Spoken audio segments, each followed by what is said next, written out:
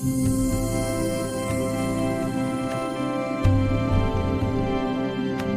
का मानव बाह्य नियम बहुत अच्छे करता है, लेकिन मति बिल्कुल शुद्ध नहीं है, मन बिल्कुल शुद्ध नहीं है। ब्रह्म मुहूर्त में उठ जाता है 4 बजे, उठ करके सभी देवताओं को प्रणाम कर लेता है, माता पिता को वंदन करता है, शंकर जी को नवाने चले जाते हैं, गंगा जमुना स्नान भी कर लेता है, सब कुछ करता है, पर उसकी मति, उसका मन, उसकी बुद्धि, उसके विचार वे शुद्ध नहीं है। ये देखा जाता है। मैं बहुत लोगों से मिलता हूं, ये अनुभव किया है कि व्यक्ति अपने व्यवहार को शुद्ध कर लेता है, पर आचरण शुद्ध नहीं बनाता। व्यवहार भले ही शुद्ध ना हो, आचरण शुद्ध होना चाहिए। व्यवहार का मतलब बाह्य दिखता जो है वो भले ही आकर्षक ना हो, लेकिन आपका आचरण, आपका आंतरिक बहुत शुद्ध होना चाहिए। और उसी के लिए कथा सुनते हैं हम लोग कि हमारा आंतरिक शुद्ध हो। आंतरिक शुद्ध व्यक्ति का लक्षण कैसा होता है? भगवान कपिल 5 उपदेश देते हैं श्रीमद् भागवत में, 5 लक्षण बताते हैं, और उन 5 लक्षणों में कहते हैं तितिक्षवः कारुणिका सुहृदः सर्वदेहिनाम अजात शत्रवः शांता साधवः साधुभूषणात्। जिसका आंतरिक शुद्ध है, जिसका मन पवित्र है, वही साधु है। और साधु के 5 लक्षण होंगे। सबसे पहला सहनशीलता। आज हम व्यास मंच पर बैठे, हम अपने लिए भी कह सकते हैं कि हम भी इतने सहनशील नहीं हैं। थोड़े बहुत तो हैं, पर इतने ज्यादा हम भी नहीं हैं। लेकिन हाँ, एक चीज का अनुभव करते हैं कि जैसे जैसे कथाएं करते जा रहे हैं, जैसे जैसे आगे बढ़ते जा रहे हैं, सहनशीलता भी आती जा रही है। और ये ताली बजाने के लिए नहीं बोली ये बात यार, सुनो। आप लोग कीर्तन में बजाते नहीं, वैसे बहुत बजाते हो तालियां। बातें सुनो, हम ताली से भूल जाते, मत बजाओ, आप बस सुनो। तो ये बात मैं इसलिए कह रहा हूं कि लोग बाग ये भी तो कह सकते हैं तो फिर आप उपदेश कर रहे हो, स्वयं में सहनशीलता नहीं है। हाँ, नहीं थी किसी समय पर धीरे धीरे ज्यों ज्यों भागवत जी के आश्रय में बढ़ते जा रहे हैं, सहनशीलता आ रही है। अब सहन कर पा रहे हैं। तो सबसे पहला लक्षण है सहनशीलता का जीवन में आना। और सहनशीलता किससे पता चलती है? कि आपके अवगुण को आपके मुख पर आकर के कोई कह दे और आप उसको सुनकर के बिल्कुल शांत रहो, ये सहनशीलता है। जिसका चित्त शुद्ध होगा ना, वो सहन कर लेगा। सहने को संस्कृत में कहते हैं सहते। और सहते शब्द के 2 अर्थ होते हैं, एक होता है सहना और एक होता है जीतना। तो हमारे भारत के संत हुए विनोबा भावे, वे कहते हैं जो सहेगा वही जीतेगा। जिसने कभी सहना नहीं सीखा अपने जीवन में, वो जीत नहीं पाएगा। इसलिए जिसका चित्त शुद्ध है, और चित्त शुद्ध व्यक्ति को ही भगवत प्राप्ति होती है। जिसका चित्त शुद्ध है, उसका प्रथम लक्षण होगा कि वो सहन करना जानता होगा। अब आप इसमें कई बार कई लोग ये भी कह सकते हैं तो मतलब हमारे साथ कोई बुरा करे हम उसको सहें, आप ऐसा कहना चाह रहे हैं? बिल्कुल नहीं, ये बात सहने की नहीं है कि कोई हमारे साथ अनीत करता जा रहा है, गलत करता जा रहा है, हम उसको सहने लग जाएं। महाराज जी कह गए थे सहते रहो, नहीं, वो सहना नहीं है। सहना किस रूप में? जैसे माता पिता बालक के भलाई के लिए कुछ कहते हैं तो बालक उत्तेजित हो जाता है और बालक माता पिता को पलट जवाब देता है, वहां पर सहना है। पत्नी पति का आपस में विवाद हो जाए, पत्नी तेज चिल्ला रही है तो पति सह ले, और पति चिल्ला रहा है तो पत्नी सह ले, वहां दोनों सह लें। उससे ऊपर बात चली जाए कि बाल वाले ही खींच लिए तो मत सहना। वाणी तक की बात है, सीधी बात। आपके ईगो के ऊपर जब कोई बात करे, आपके स्वाभिमान के ऊपर बात करे, तो आप थोड़ा सह लो। कोई अधर्म के द्वारा आपके ऊपर आक्रमण कर रहा है, वो नहीं सहना है। दीन बनकर के सह लो। सहनशीलता। कोई आकर के आपका अवगुण कह दे, अरे भाई तुम कुछ भी कहो, थोड़े से ना थोड़े लालची लगते हमको। हाँ ठीक है भैया, तुझे लगे होंगे तो होंगे भैया, बुरा मत मानना, आप में सारे गुण है, पर आप जो है थोड़ा सा क्रोधी ज्यादा लगते हो हमको। हाँ भैया होंगे, सह लो, थोड़ा सहना सीखो। ये एक शुद्ध चित्त वाले का लक्षण होता है, वो सहता है। दूसरा शुद्ध चित्त वाले का लक्षण क्या है? कारुणिका। वो किसी की पीड़ा देख करके स्वयं को रोक नहीं पाएगा, उसके प्रति उसकी दया स्वाभाविक प्रकट हो जाएगी। ये शुद्ध चित्त वाले का दूसरा लक्षण है। अच्छा, मैं शुद्ध चित्त अगर कह रहा हूं तो सीधा सीधा यही समझिए कि भगवत प्रिय का लक्षण है, ये ठाकुर जी के प्रिय का लक्षण है। ठाकुर जी जिससे प्रेम करते हैं उसमें ये लक्षण घटेंगे, वो सहना जानता होगा। दूसरा, वो दूसरे की पीड़ा देख करके व्याकुल हो जाएगा, पिघल जाएगा, कारुणिका। और तीसरा लक्षण है सुहृदः सर्वदेहिनाम, सबका भला चाहने वाला, सबका हित चाहने वाला। सुहृदः सर्वदेहिनाम। पांचवा लक्षण है अजात शत्रवः, किसी को अपना शत्रु ना मानने वाला। और अंतिम लक्षण है शांता, कम बोलने वाला। ये पंच लक्षण शुद्ध चित्त वाले के हैं। शुद्ध चित्त मतलब भगवत प्रिय के लक्षण है। वो सहता होगा, वो करुणा करना जानता होगा, वो सबका भला चाहेगा, किसी से शत्रुता नहीं मानेगा और शांत रहेगा। पंच लक्षण धीरे धीरे अपने भीतर लाना प्रारंभ कीजिए और सत्संग से ही आएंगे। दुनिया में कितने सारे मंदिर हैं जहां मनोकामना पूरी की जाती है। हनुमान जी के मनोकामना पूर्ण हनुमान, कितने देवियों के मनोकामना पूर्ण देवी, कितने सारे मंदिर हैं पूरे विश्व में। पर हर मंदिर में आपको संसार मांगने वाले ज्यादा मिल जाएंगे।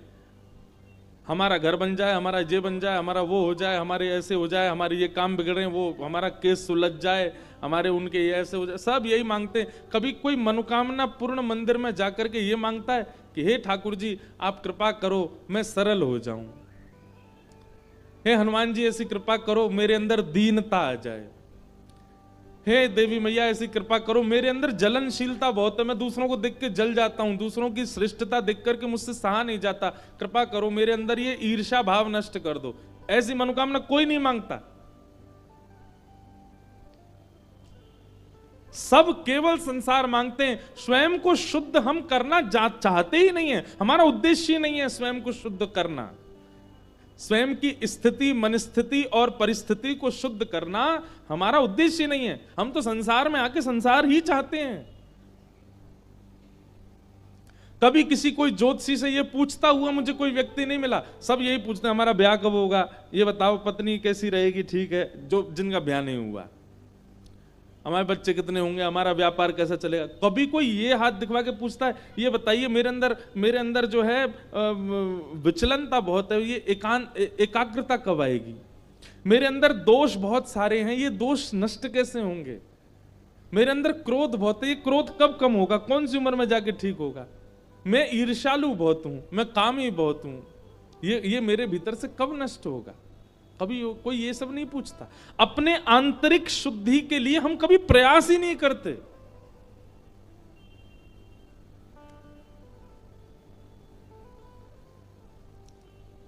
कोई भी ऐसा सिद्ध स्थान होता है कस्बे में, गांव में, शहर में, जहां पर कुछ बांध दो या कुछ दे आओ तो मनोकामना पूरी हो जाती है।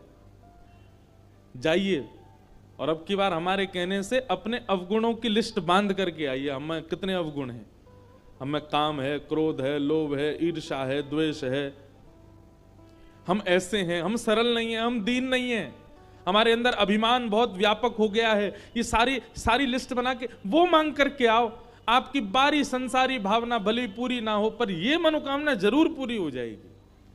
ठाकुर जी भी प्रसन्न हो जाएंगे, देने वाले देवी देवता भी खुश हो जाएंगे। देखो अपने आंतरिक शुद्धि को मांगने आया है।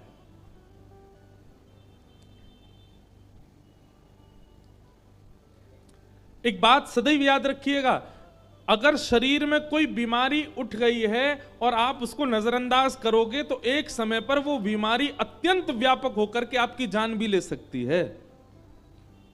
ऐसे ही हमारे चित्त में जब अवगुण आने प्रकट होते हैं, अगर आपने उन अवगुणों को नजरअंदाज कर दिया तो एक दिन वही अवगुण आपको रावण भी बना देगा। हम लोग कई बार घटनाएं देखते हैं अखबारों में और न्यूज चैनलों पे, तो हम सोचते हैं कितने हैवान हो गए लोग, ऐसा भी कर सकते हैं, अपनी मां को मार दिया, अपने परिवार वालों के साथ ऐसा कैसे कर सकते हैं। वही व्यक्ति जिसने वो गलत कृत्य किया, वो कुछ समय पहले ऐसा नहीं था, लेकिन उसके भीतर एक अवगुण आया और उसने अब उस अवगुण को छुपा के ही रखा। धीरे धीरे धीरे धीरे वही अवगुण उसको राक्षस बना देता है। हम सब जानते हैं कि हम में दोष कितने हैं, दोष कौन सा है, लेकिन हम सदैव उस दोष को छुपाने का प्रयास करते हैं। सब लोग इधर देखो, इधर देखो, सावधानी से कथा सुनो। जो सुनने वाली बातें होती हैं उनमें इधर उधर देखने लग जाते हैं। क्यों, हम दोष देखने ही नहीं अपने, हम में दोष है ही नहीं महाराज जी, हम तो सारे सर्वगुण संपन्न हैं।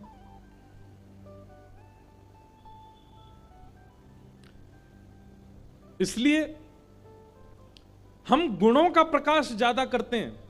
हमसे इतने लोग मिलने आते हैं सुबह, जब उनसे बात करते हैं ना तो सब लोग अपने गुण ही बताएंगे। हर महीने जाता हूं महाराज जी वृंदावन, ये क्यों नहीं बताया कि हर हफ्ते क्लब भी जाते हो।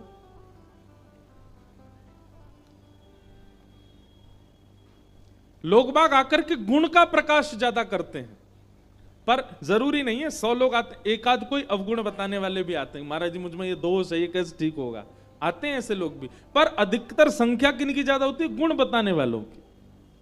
और क्षमा कीजिएगा, हमारे आगे आके जब कोई गुण बताता है ना तो मैं पहले ही समझ जाता हूं इसमें दोष बहुत है, इसलिए गुण प्रकाश कर रहा है। अपने अवगुणों को आगे रखिए, और विशेष रूप से ठाकुर जी के सन्मुख और गुरुजनों के सन्मुख, तभी वो शुद्ध हो पाएंगे। और इनकी शुद्धि करना आवश्यक इसलिए, ये जीवन हमको मौका मिला है, ये जीवन हमको अवसर मिला है। मानव देह, अगर इस देह में आकर के भी हमने अपने अपने अवगुणों को शुद्ध नहीं किया तो इसके अलावा अन्य किसी प्रजाति में, अन्य किसी योनि में आप अवगुण शुद्ध नहीं कर पाओगे। केवल मानव, बंदर अपने अवगुण नहीं सुधार सकता, गधा अपने अवगुण नहीं सुधार सकता, मछली अपने अवगुण नहीं सुधार सकती, पर वही प्रेतात्मा जब भटकती भटकती भटकती जब मानव बनती है तो मानव बनकर के भगवान उसको एक सौभाग्य देते हैं कि तू अपना अवगुण सुधार। मानव सुधरना जानता और कोई नहीं सुधर सकता, लेकिन फिर भी मानव सुधरना नहीं चाहता है। कोई तुम्हें बुरा कहे सुनकर करो क्षमा, अपनी वाणी का स्वर संभाल लो, बस हो गया भजन, मन की तरंग मार लो, बस हो गया भजन। दक्षिण भारत में एक स्थान है श्रीरंगम। कभी दक्षिण जाने का अवसर मिले तो तिरुचिरापल्ली में श्री रंगनाथ भगवान का मंदिर है, श्रीरंगम। सब लोग बहुत ध्यान से सुनो। तो वहां श्रीरंगम में भगवान पौढ़ानाथ शेषनाग पर पौढ़े हुए हैं ठाकुर जी। वहीं भाष्यकार श्री रामानुजाचार्य जी महाराज विराजते थे। हमारा इष्ट स्थान वही है, हमारा गुरु स्थान भी वही है। तो श्री रामानुजाचार्य जी महाराज वहां विराजते थे। 365 दिन में 400 उत्सव होते हैं वहां पर। वहां एक एक दिन में 2-2 उत्सव भी होते हैं, एक दिन भी खाली नहीं रहता, हर दिन उत्सव होता है। तो एक दिन ठाकुर जी की पालकी निकल रही थी, सब वैष्णव जन पालकी लेकर के जा रहे थे।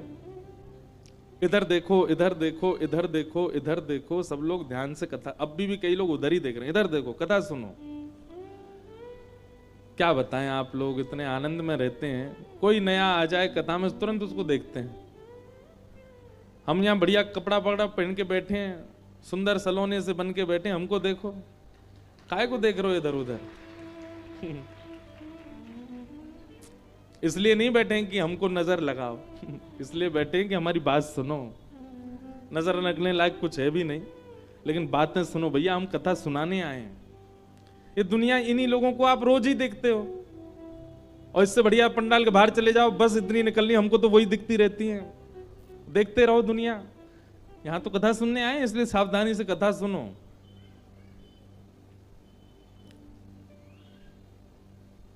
क्या बता रहा था मैं, भूल गया। अब हमको इतनी लीलाएं आती हैं मन में, और कोई आवे प्रकट करें, फिर आप इधर उधर देखते, मैं भूल जाता हूं। इसलिए कई बार आपने देखा होगा कथा करते करते मैं आंख बंद कर लेता हूं। क्यों? क्योंकि अब भाव कहना तो है, लेकिन आप देख रहे हो उधर, तो फिर मन होता है कि अब क्या करें, आंख बंद करके सुना दो।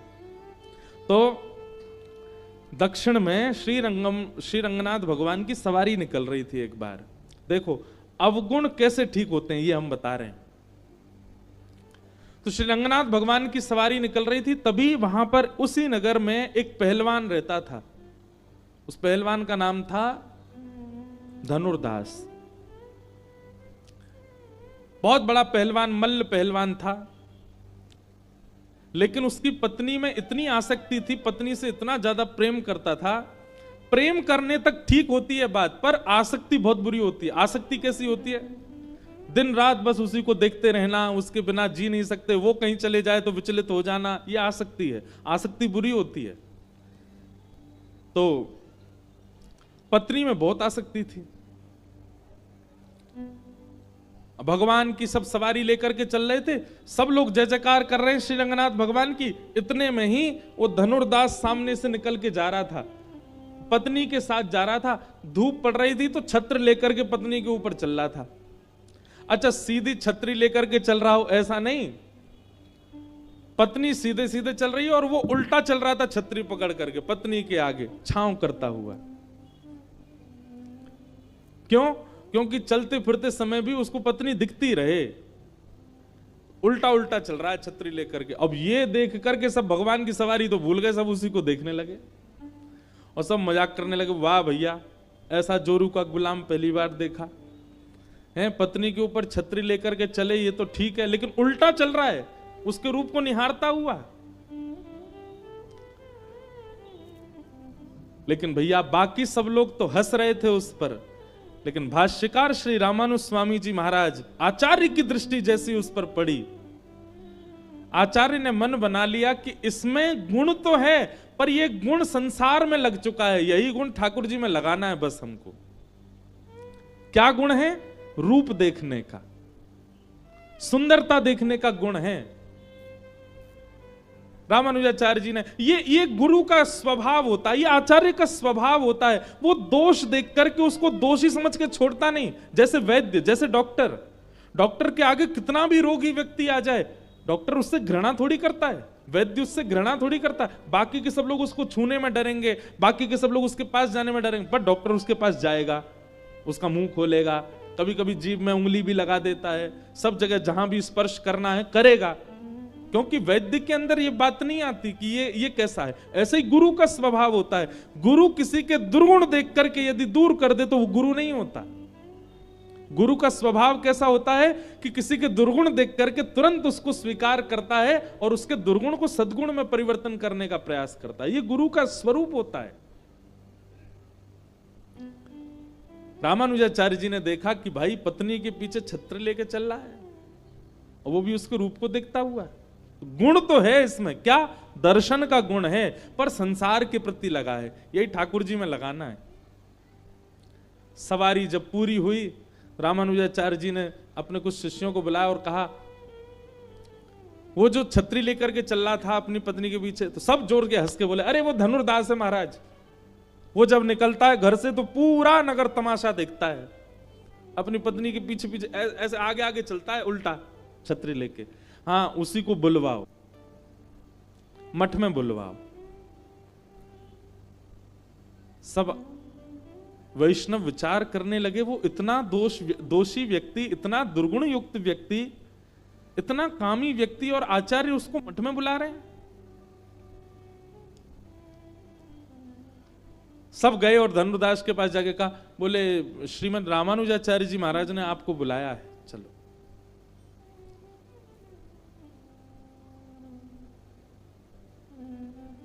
धनुर्दास बड़े भयभीत डरे हुए आए अपने, और आकर के रामानुजाचार्य जी को प्रणाम किया। बोले भगवान आज्ञा, आपने मुझे बुलाया?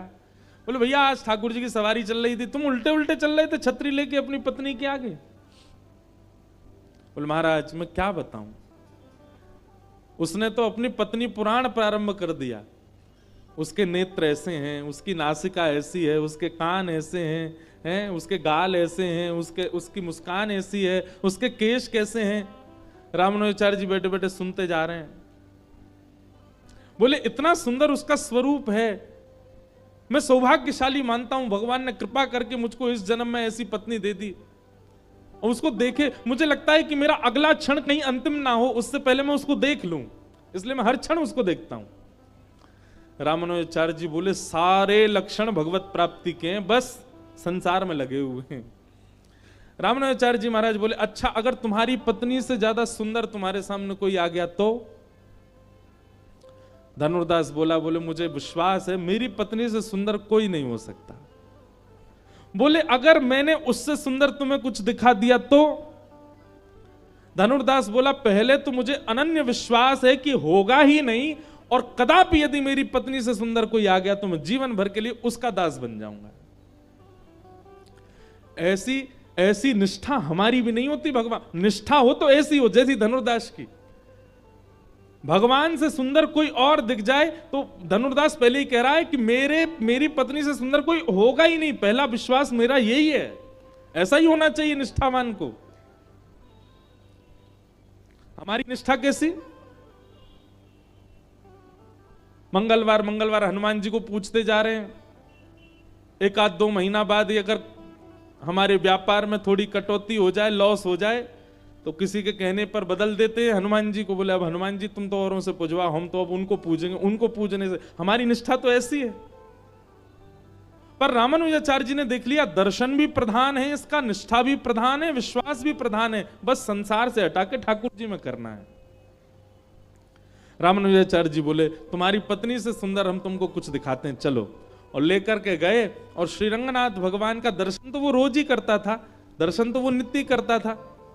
धनुर्दास को ले गए रंगनाथ भगवान के सामने, और रामानुजाचार्य जी ने जाकर कहा हे नाथ अब आप इसको प्रत्यक्ष दर्शन करा दीजिए अपना। आचार्य का कहना तो ठाकुर जी मान ही जाते हैं। इतने में ही पाषाण के रूप में विराजमान श्री रंगनाथ भगवान सचल शंख चक्र गदा पद्म धारण करके उसके सामने प्रकट हो गए, और प्रकट होकर के उसको दर्शन करा दिया। जैसे ही दर्शन किया, कंदर्प दर्प सुंदरताओं को भी अपने सामने लजाने वाले स्वरूप को जब ठाकुर जी ने प्रकट किया, तो धनुर्दास सदा के लिए ठाकुर जी के रूप का चकोर बन गया। कैसे सुंदर नेत्र, कैसी सुंदर नासिका, कैसे सुंदर कर्ण, कैसे सुंदर हाथ, कैसे सुंदर चरण, सर्वांगीण अंग का दर्शन करके आज धनुर्दास ने रामानुजाचार्य जी को वंदन किया। बोले भगवान मेरे नेत्र सदा व्याकुल रहते थे सुंदरता देखने के लिए, लेकिन आज वो देखा है कि अब इसके बाद और कुछ नहीं देखना। रामानुजाचार्य जी बोले देखो हम ये नहीं चाहते कि तुम पत्नी वत्नी छोड़ दो, लेकिन अब बताओ पत्नी के प्रति वो भाव है जो पहले? बोले नहीं भगवान वो मेरी पत्नी है, गृहिणी है, मैं तो उसको भी लेके आऊंगा और उसको भी इनका दर्शन कराऊंगा। अब अकेले नहीं, दोनों मिलकर के केवल इनकी आराधना करेंगे। और धनुर्दास अपनी पत्नी के साथ श्री रंगनाथ भगवान का सदा के लिए शिष्य हो गया। ये गुरु कृपा होती है, ये आचार्य कृपा होती है। तो अवगुण यदि चित्त में प्रकट हुआ है, वो अवगुण बाधा बनेगा भगवत मिलन में। उस अवगुण का एक ही तरीका है कि आचार्यों के सामने कथाओं में जब आते हैं तो कथा में आकर के उस अवगुण को प्रधान रख करके कथा सुनो। मेरे अंदर ये अवगुण है, इस भाव से अब कथा सुनो, धीरे धीरे वही अवगुण ही ठीक होगा कथा से। मुझ में ये दोष है, उस दोष को प्रधान रख के कथा सुनो। आप गुणवान मान करके स्वयं को कथा सुनोगे। क्यों श्रोताओं को नीचे जमीन पर बैठाया जाता है? ताकि भीतर दीनता आवे, ताकि भीतर सरलता आवे, ताकि भीतर ये भाव आवे कि हम दीन हैं, तभी कथा समझ में आएगी। आप बुरा नहीं मानिएगा सोफा और कुर्सी पे बैठे लोग, पर कथा का विधान तो नीचे बैठ के ही है।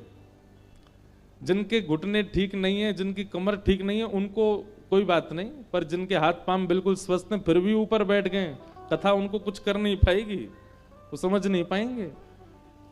कथा के लिए तो आपको दीन बनना पड़ेगा, तभी कथा आप पर अनुग्रह करेगी। बिना दीन बने मतलब ये तो वही बात हो गई, घाट के ऊपर खड़े होके कह रहे हो गंगा जी यहीं आके नहा जाओ, गंगा जी कहेंगी नीचे आ और आकर के डुबकी लगा, गोता जब खावेगो तब तेरे ऊपर से निकलूंगी, तब तेरे पाप नष्ट करूंगी। वैसे ही कथा भी गंगा है, उसके लिए नीचे ही बैठना पड़ता है। उसके लिए दीन, नीचे बैठने का मतलब दीन बनना, नीचे बैठने का मतलब सरल बनना, नीचे बैठने का मतलब अपनी उपाधियों का त्याग कर देना। बहुत भाव है। और भैया एक बात सुनिएगा, ये 4 दिन से जो ये इतने ज्ञान के प्रसंग चल रहे हैं ना, वो इसलिए चल रहे हैं ताकि रस प्रसंग में जाओ तो कहीं उसमें आप में कोई अपराध ना बन जाए। क्योंकि जब रस प्रसंग में जाते हैं ना, श्री जी और ठाकुर जी के नित्य लीला का जब हम श्रवण करते हैं, ठाकुर जी के नित्य विहार का जब हम श्रवण करते हैं, तो कहीं ना कहीं किंचित उन लीलाएं और उन भावों में हमारे चित्त में कोई दोष उत्पन्न ना हो जाए, इसके लिए ये ज्ञान के परकोटे लगाने पड़ते हैं। पहले उसके लिए चित्त की शुद्धि आवश्यक है। इसलिए आप सब में देखो, हम लोग गुणवान नहीं है, बहुत अवगुण है हमारे अंदर। उन अवगुणों को अभी चिंतन कर लो यहीं बैठे बैठे, मेरे अंदर क्या क्या अवगुण है जो आपको पता है और हम सबको पता है हमारे अंदर अवगुण क्या है। उन अवगुणों को चित्त में धारण करके तब कथा सुनो। कथा आपको परिवर्तित कर देगी। 7वें दिन वो अवगुण का नामो निशान नहीं बचेगा जीवन में। ये कथा का प्रभाव है। हमने कितनों को बदलते देखा कथा से, और वह बदलाव कोई ऐसा नहीं कि आप सामान्य ही रहोगे, वह बदलाव यह अनुभूति कराएगा कि श्री कृष्ण मिल रहे हैं, श्री कृष्ण अब आ रहे हैं। भीष्म पितामह ने आज वही किया, अपने प्राण त्यागने से पूर्व भगवान से कह रहे हैं कि हे नाथ, मैं जीते जी जो नहीं कर पाया, कम से कम जाने से पहले वो करना चाहता हूं। इसी के लिए मैंने अभी तक अपने प्राण बचा के रखे, मेरे रोम रोम में बाण लगे हैं। मैं चाहता तो मर जाता, इतनी पीड़ा नहीं सहता, पर इतनी पीड़ा मैं केवल इसलिए सह रहा था, मुझे अंतिम एक काम करना है जो अधूरा रह गया था, कि अपनी मति आपके चरणों में अर्पित करनी है। और भीष्म पितामह ने भगवान की स्तुति गाई, अपनी मति भगवत चरणार विंदों में अर्पित करते हुए श्री भीष्म पितामह भगवत धाम को प्राप्त हो गए। बोलो भक्त वत्सल भगवान की जय। भीष्म पितामह का उद्धार करने के पश्चात भगवान द्वारिकाधीश द्वारिका को प्रस्थान कर गए। पांडव सब राजपाट संभालने लगे। तभी उस बालक ने जन्म लिया जिस बालक की भगवान ने गर्भ में जाके रक्षा की थी। कल हम सुन रहे थे उत्तरा के गर्भ के बालक की, और भगवान ने उस बालक की रक्षा की। जन्म लेते ही ब्राह्मणों ने उस बालक का नामकरण संस्कार किया और बालक का नाम हुआ परीक्षित। परीक्षित का जन्म हुआ। धीरे धीरे परीक्षित बड़े हुए। एक दिन अर्जुन द्वारिका से लौट करके आए और खबर लेकर के आए, अनर्थ हो गया। सब पांडव बोले क्या हुआ? अर्जुन ने खबर सुनाई, द्वारिकाधीश कृष्ण, हमारे सखा श्री कृष्ण, सदा हमारे संग रहने वाले श्री कृष्ण अपनी लीला पूरी करके चले गए। अपनी लीला समाप्त करके स्वधाम प्रस्थान कर गए। पांडवों ने मन में विचार किया, जिनकी कृपा से हम आज कुछ बन पाए, जिस सिंहासन पर बैठ पाए, जब वे ही नहीं हैं तो हम कैसे बैठ सकते हैं। व्यक्ति को कृतज्ञ होना सीखना चाहिए। हम लोग कृतज्ञता ज्ञापन करना नहीं जानते। कृतज्ञता किसको कहते हैं? हमारे बुरे वक्त में जो संग था उस व्यक्ति को सदा एक स्थान देना, इसको कृतज्ञता कहते हैं। मानव का स्वभाव कैसा होता है कि जब तक उसका खराब समय रहता है और जैसे ही अचानक ठीक समय आ जाता है तो कृतज्ञ होना भूल जाता है। जो उसके साथ सब हमेशा थे उन्हीं लोगों का वो त्याग कर देता है। पर पांडवों को जैसे ही पता चला कि भगवान श्री कृष्ण लीला पूरी करके चले गए, उसी समय युधिष्ठिर जी ने अपनी राजगद्दी का त्याग कर दिया। बोले जिनकी कृपा से हम राज्य गद्दी पर बैठे, महाभारत युद्ध जीते, वे ही नहीं है तो हम कैसे इस गद्दी पर किस हक से बैठ सकते हैं। पांचों पांडवों ने मिलकर के छोटे से बालक परीक्षित को राज्य गद्दी पर बिठा दिया, मुकुट उसके समीप रख दिया और पांचों पांडव द्रौपदी के सहित स्वर्ग आरोहण को प्रस्थान कर गए। ये पंच पांडव कौन है? मैं कभी कभी कथा में सुनाया करता हूं, बहुत ध्यान से सुनिएगा। भगवान श्री कृष्ण इनके साथ ऐसे खड़े रहे जैसे कोई व्यक्ति के साथ छाया रहती है। इन पंच पांडवों के गुण क्या हैं? तो युधिष्ठिर, भीम, अर्जुन, नकुल और सहदेव, ये मैंने पहले भी बताया पर पुनः बताऊं। युधिष्ठिर का गुण है धर्म, भीम का गुण है बल, अर्जुन का गुण है आत्मा, नकुल का गुण है बुद्धि, सहदेव का गुण है स्वरूप। वर्णनकर्ता कहना चाहते हैं कि पांच पांडव कहीं और नहीं है, हम सबके अंदर जो गुण हैं पंच, यही पंच पांडव हैं। किसी के अंदर यदि रूप है, कोई रूपवान है, कोई सुंदर दिखता है, तो इसका मतलब यह है कि वह नकुल है। कोई बहुत बुद्धिमान है तो इसका मतलब वो सहदेव है। किसकी आत्मा शुद्ध है तो वो अर्जुन है। और कोई बहुत बलवान है तो वो भीम है। और कोई बहुत धार्मिक है तो वो युधिष्ठिर है। ये पंच लक्षण हमारे भीतर हैं तो इस बात का प्रमाण है कि हम पांडव में से ही कोई एक हैं। लेकिन एक बात बहुत ध्यान से सुनिएगा, ये पांचों लक्षण पांडवों में हैं, परंतु ये पांचों लक्षण कहीं ना कहीं कौरवों में भी हैं। कौरवों के पास भी रूप है, कौरवों के पास भी बुद्धि है, कौरवों के पास भी धर्म है, कौरवों के पास भी आत्मा है, कौरवों के पास भी बल है। लेकिन पांडवों की पहचान दो चीजों से है, एक तो द्रौपदी और दूसरे श्री कृष्ण। इन दोनों के गुण क्या हैं? द्रौपदी का गुण है दया और श्री कृष्ण का गुण है ज्ञान। समझ रहे हैं बात को? नहीं, अभी नहीं समझे। समझाने का तात्पर्य यह है, अगर आप धर्म हो, आप बल हो, आप बुद्धि हो, आप स्वरूप हो, आप आत्मा हो, तो यह बात निश्चित है कि आप कौरव भी हो सकते हो, परंतु आप पांडव हो, मतलब इस संसार रूपी युद्ध के विजेता तभी बन पाओगे जब आपके पास ज्ञान रूपी कृष्ण और दया रूपी द्रौपदी है।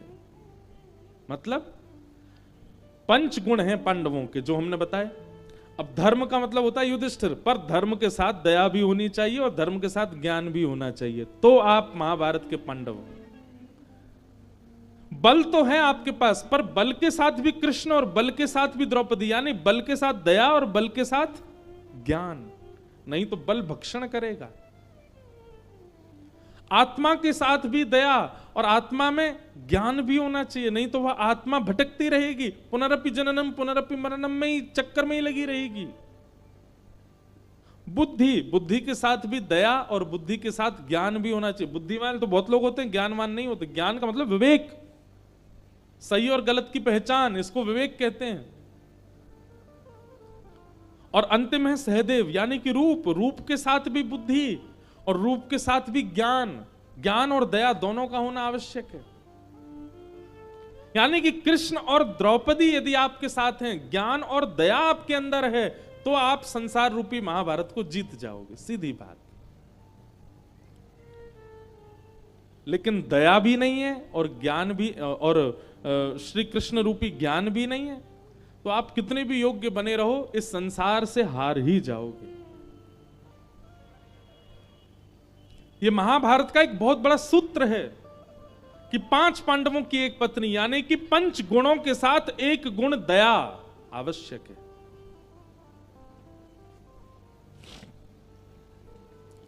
पांचों पांडव रण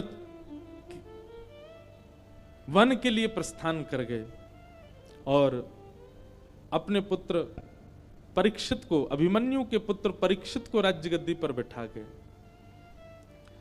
धीरे धीरे ब्राह्मणों के नेतृत्व में परीक्षित बड़े हुए, जन्मेजय आदि पुत्र हुए, विवाह भी उनका हो चुका था,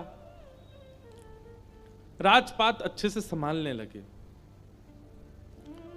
एक दिन भ्रमण करते करते उनको कलयुग मिला। बहुत सावधानी से सुनो। और कलयुग किस रूप में मिला? भयावह स्वरूप था और धर्म के 4 पैर हैं, एक पैर बचा है, बस 3 पैर काट चुका है, उस अकेले पैर को भी काट रहा है। धर्म कौन है? वृषभ, बैल। धर्म बैल रूप में खड़ा है और उसी के सामने रुदन कर रही पृथ्वी वो गौ रूप में खड़ी है। और कलयुग उसके 3 पैर काट चुका है, चौथे पैर को काट रहा है। धर्म के 4 चरण होते हैं, सत्य, दान, दया और पवित्रता। कलयुग में केवल एक पैर बचा है धर्म का, सत्य। इसका मतलब क्या है? दान, दया और पवित्रता, ये तीनों नष्ट हो चुके हैं। हम लोग केवल आडंबर कर रहे हैं पवित्र होने का, है नहीं पवित्र। हम लोग केवल आडंबर करते हैं दया का, पर दया हमारे भीतर है नहीं। हम लोग केवल आडंबर करते हैं दान का, पर दान भी हम जानते नहीं। हां, कहीं ना कहीं सत्य बचा है। आप कहोगे महाराज जी इतना तो झूठ बोलते हैं संसार में लोग, फिर कैसे कह सकते हैं कि सत्य बचा है?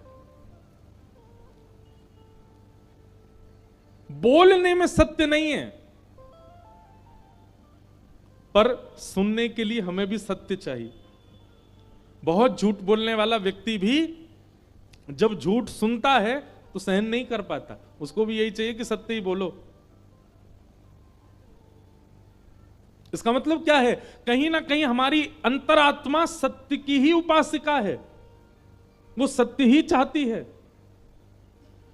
इसलिए कलयुग में धर्म का केवल एक चरण बचा है, सत्य। और कलयुग धीरे धीरे उसको भी काट रहा है। जिस दिन कथा सुनना अप्रिय लगने लगेगा, जिस दिन नियम से रहना अप्रिय लगने लगेगा, जिस दिन सुबह जल्दी उठना, सुबह उठ करके माता पिता के चरण छूना आदि आदि नियमों का पालन करना, अपने धर्म शास्त्र का पालन करना अप्रिय लगने लगेगा, समझ जाना कि अब घनघोर कलयुग आ रहा है। अच्छा एक बात बोलूं, हम आप सब लोग वैदिक लोग हैं, इसलिए हमको लगता है कि नहीं सब करते तो हैं, पर आप संसार में जाके देखो, बड़े बड़े शहरों में जाके देखो, कथा में 10,000, 15,000, 1 लाख तक लोग आ जाएंगे, पर नगर की जनसंख्या तो 1 करोड़ है। बाकी के लोग क्या कर रहे हैं? बाकी के लोग सब इन बातों से अप्रिय हैं। अगर बोर्ड डलवाए जाएं तो अधर्मी लोगों की ज्यादा संख्या है अभी भी। जिस दिन भैया हम आप सब लोग भी नहीं बचेंगे, हम आप सब लोग भी धर्म का आचरण करने वाले नहीं रहेंगे, उसी दिन घनघोर कलिकाल आ जाएगा। सूरदास जी के एक पद में ऐसा वर्णन था कि कलयुग में पहले भक्ति चरम पर होगी, फिर धीरे धीरे नीचे जाएगी, और एक समय आने पर एक ऐसा झटका लगेगा पृथ्वी को कि वह पुनः भक्ति की ओर ऊपर बढ़ेगी। अभी वही झटका लगा था, ये कोरोना काल जो आया ना, ये वही झटका था। अभी अचानक से, आप पता नहीं देख रहे हैं कि नहीं, पर हमको तो अनुभव होता है, अचानक से सब जगह भक्ति बढ़ रही है, सब जगह भक्ति व्यापक हो रही है, सब जगह लोगों में जागरूकता आ रही है, मंदिर जाने की इच्छा प्रकट हो रही है, अपने आचरण सुधारने की इच्छा हो रही है, कथाओं में आने का मन हो रहा है। परंतु सूरदास जी कहते हैं एक बार भक्ति ऊपर की ओर जाएगी और फिर एक समय के बाद जैसे ही भक्ति नीचे की तरफ आएगी फिर कभी नहीं उठेगी। भगवान ना करे वो दिन हम देखें कि भक्ति नीचे आ रही है, पर आएगी जरूर। और उसके बाद घटती चली जाएगी। स्थिति ये हो जाएगी, कथा पंडाल आदि ये सब तो बना ही नहीं करेंगे, व्यासों को ढूंढा जाया करेगा। कहां हैं ये व्यास? ढूंढो इनको, निकालो इनको इनके घरों से। ये हम भविष्य की बात बता रहे हैं, भविष्य में होगा ऐसा, क्योंकि ये कलयुग है। सतयुग, त्रेता, द्वापर इनमें तो दो दो राक्षस थे, पर कलयुग में जितने मानव हैं सब राक्षस बन जाएंगे। इतना भयावह हो जाएगा कलयुग। और राक्षस बन जाएंगे इसका मतलब ये नहीं है कि हमारे भी 10 सिर निकल आएंगे, हमारे बड़े बड़े दांत आ जाएंगे, हम भी वैसे सींग वाले हो जाएंगे। नहीं, हम दिखेंगे ऐसे ही जैसे अभी दिख रहे हैं। हमारी विचारधाराओं में राक्षसत्व आ जाएगा, और अब भी आ चुका है। कई लोग अभी भी राक्षसत्व में ही हैं। तो सत्य एक चरण बचा है। कलयुग को जैसे ही देखा, परीक्षित जी महाराज ने तलवार निकाल करके जैसे ही उसको मारना चाहा, चरणों में गिर गया। बोले महाराज मुझे मत मारो। कौन हो तुम? बोले युग व्यतिक्रम, सतयुग के बाद त्रेता आता है, त्रेता के बाद द्वापर, द्वापर के बाद अब मेरी बारी है, मेरा नाम कलयुग है। परीक्षित जी बोले तुम कब आए? बोले भगवान कृष्ण जिस दिन पृथ्वी छोड़ के गए उसी दिन आ गया था मैं, और उसी दिन से मैं व्यापक हो रहा हूं। परीक्षित जी महाराज बोले तुम ऐसे खुलेआम घूम नहीं सकते, मैं तुम्हें बांधूंगा। और 4 स्थानों में कलयुग को बांध दिया। कलयुग ने याचना ज्यादा की तो 5वां एक स्थान और दिया। ये 5 जगह ही हैं जहां कलयुग निवास करता है। आश्चर्य की बात है, विडंबना की बात है कि कलयुग के पास 6वां स्थान नहीं है, केवल 5 स्थान है। लेकिन फिर भी उस कलयुग का हम लोगों के ऊपर आक्रमण है। इसका मतलब हम सब ने इन 5 में से किसी एक जगह का आश्रय लिया है। द्यूतम पानम स्त्रियः सूना यत्र धर्मश्चतुर्विध। द्यूतम पानम स्त्रियः सूना, ये 4 स्थान हैं कलयुग के। सबसे पहला स्थान का नाम क्या है? जुआ। कलयुग जुए में रहता है। अच्छा देखो, जुआ से लोग केवल एक चीज समझ जाते हैं कि जो लोग पेड़ के नीचे बैठ करके नुक्कड़ पे खेलते हैं वही जुआ है। नहीं, जुआ का सीधा अर्थ लगाइए, द्यूतम का सीधा अर्थ लगाइए कि आप अपने घर की लक्ष्मी यानी कि धन का जहां भी असद व्यय करते हैं, असद स्थान पर उसको देते हैं, वो सब द्यूतम है।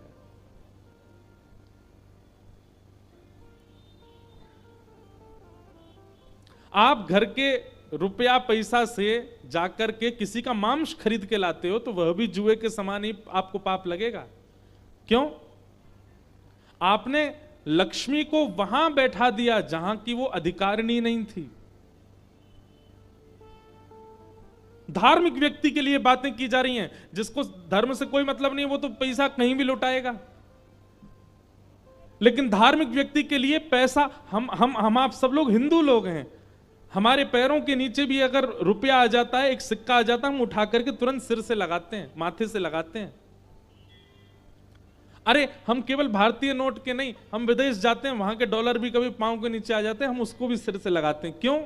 लक्ष्मी है। और शर्म नहीं आती व्यक्ति को, वही लक्ष्मी देकर के वो मदिरा ले लेता है और पी लेता है, वही लक्ष्मी देकर के वो मांस खरीद लेता है, वही लक्ष्मी देकर के वो गलत कार्य कर लेता है। इसलिए द्यूतम का मतलब जुआ यानी कि दाव पर लक्ष्मी को लगाना तो है ही, असद स्थानों पर लक्ष्मी का व्यय करना भी जुए के समान पाप है। दूसरा कलयुग का स्थान क्या है? पानम। अपनी जिह्वा पर उन वस्तुओं को धारण करना जो जिह्वा की अधिकारिणी नहीं है। मदिरा पीना, मांस खाना, बीड़ी पीना, सिगरेट पीना, तंबाकू खाना, ये सब पाप है। कई लोगों को लगता है तंबाकू खाना पाप नहीं है।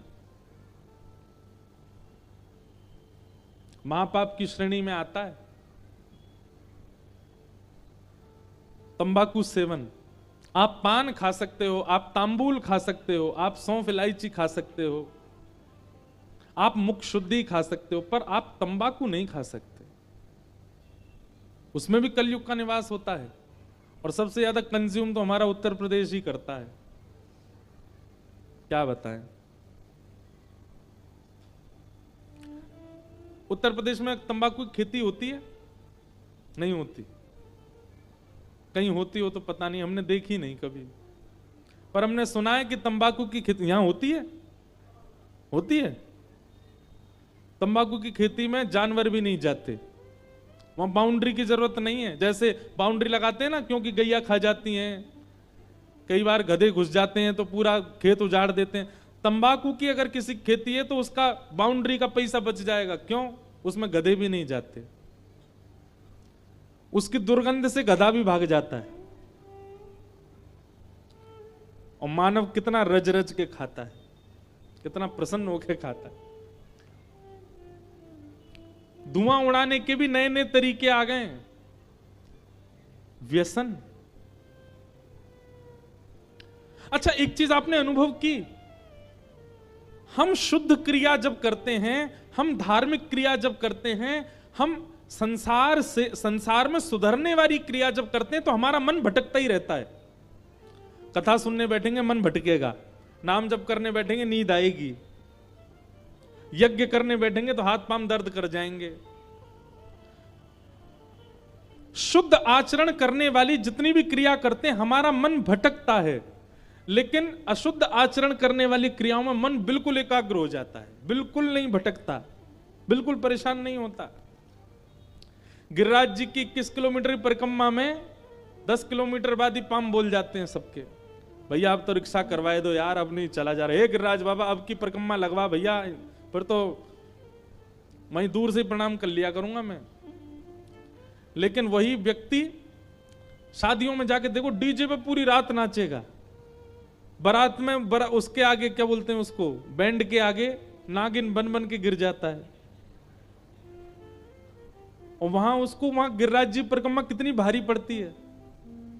ये कलयुग नहीं है तो क्या है कि कलयुग अपना ऐसा प्रभाव दिखाता है कि जहां शुद्ध आचरण हो वहां हमारा मन लगता ही नहीं है, और जहां भी अशुद्ध आचरण हो वहां बिना लगाए मन लगता है, वहां बिना प्रयास किए सब क्रियाएं बनती हैं।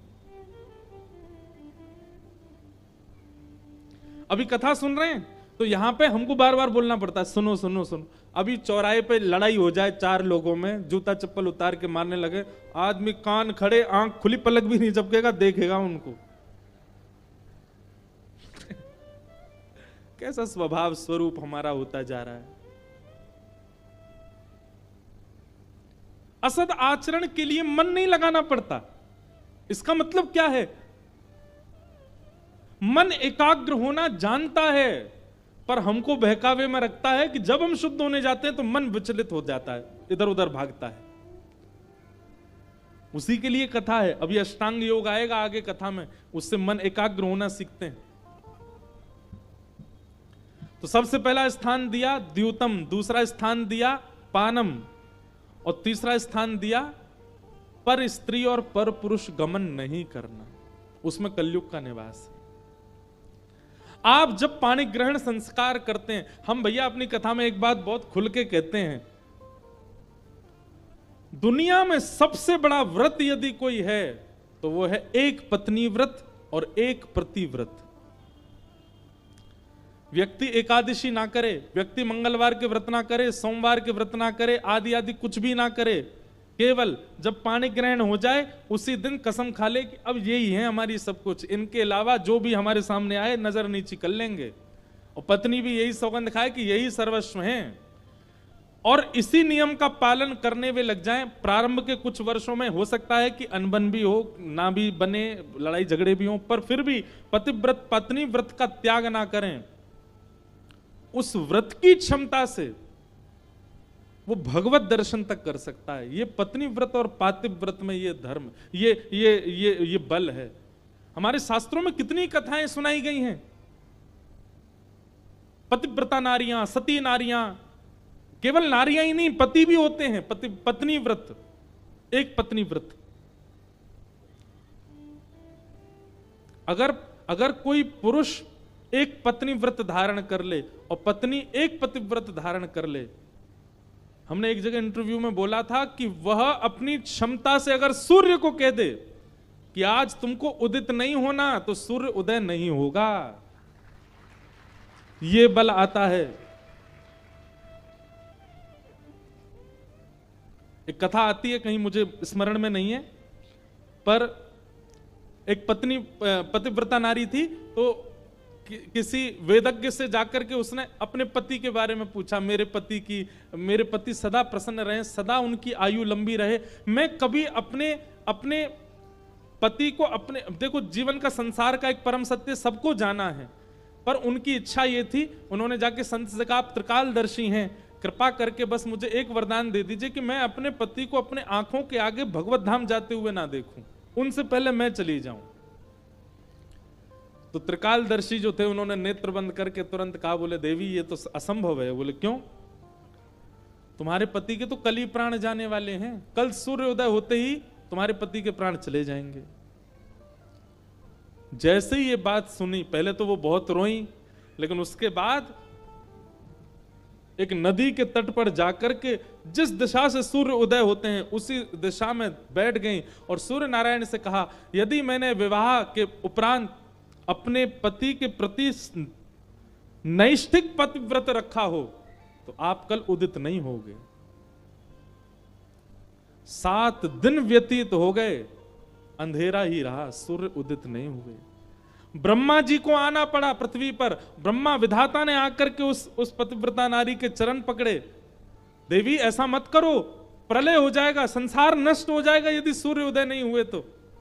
जब ब्रह्मा जी आ गए तो विधाता हैं ब्रह्मा, तो ब्रह्मा जी से कहा, बोले ठीक है, मैं सूर्य को आज्ञा दे दूंगी कि वो प्रकट हो जाएं, पर आप मुझे वचन दो कि मेरे पति के प्राण नहीं जाएंगे। तब ब्रह्मा जी ने वचन दिया, बोले कि नहीं जाएंगे प्राण, आप आज्ञा करो। तब सूर्य उदित हुए और उनके पति जीवित ही रहे। सबसे बड़ा व्रत संसार में यही है। लोग अन्न का व्रत करने की होड़ लगा रहे हैं। अरे व्रत दुनिया में और भी बहुत हैं, करके देखो।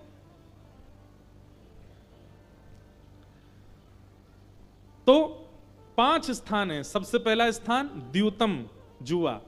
दूसरा स्थान मदिरापान, मांस सेवन, अभक्ष भक्ष सेवन, दूषित वस्तुओं का सेवन, इनमें कलयुग है।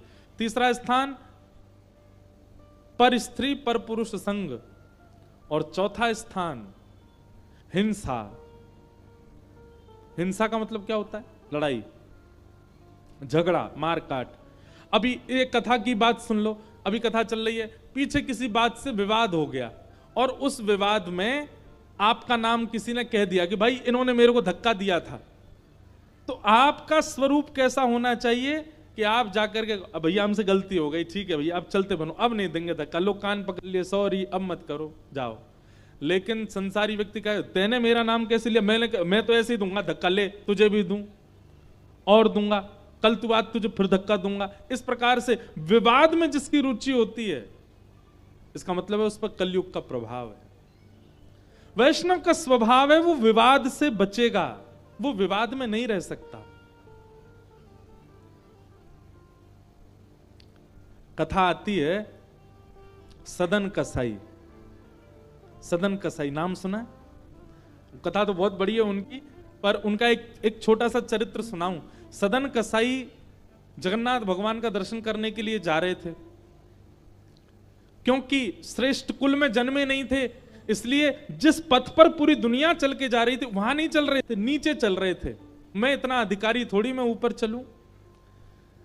तो सदन कसाई रात्रि में एक नगर में पहुंचे, तो वहां नगर में जिस जगह वो बैठे थे वहीं पीछे एक घर था। परम सुंदरी एक स्त्री ऊपर खड़ी थी। उसने सदन कसाई की ओर देखा, तो सदन कसाई इधर उधर देखते हुए अचानक जैसी नजर पड़ी तो स्त्री ने उनको कुछ इशारा किया, अपनी ओर बुलाया, तो सदन कसाई ने मना कर दिया। तो उस स्त्री ने क्या किया, भीतर उसका पति था, पति को जाकर के मार दिया और नीचे आकर के सदन कसाई से बोली, मैंने अपने पति का वध कर दिया है, अब तुम मेरे साथ रहो। तुम इसलिए मेरे पास नहीं आ रहे थे क्योंकि मेरा विवाह हो चुका, अब मैंने पति मार दिया, अब मैं और तुम दोनों संग रहेंगे।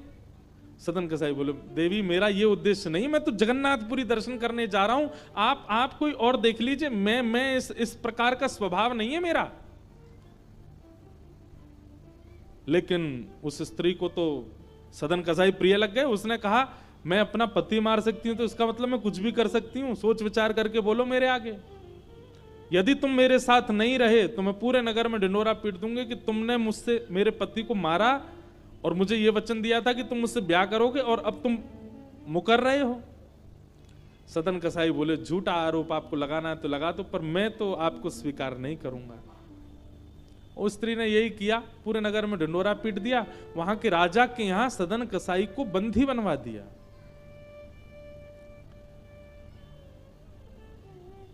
राजा ने कहा, हे सदन जी, आपने इसके पति को मारा, इसको वचन दिया था कि पति मर जाएगा तो मैं संग रहूंगा, और तुमने इसका पति मार दिया।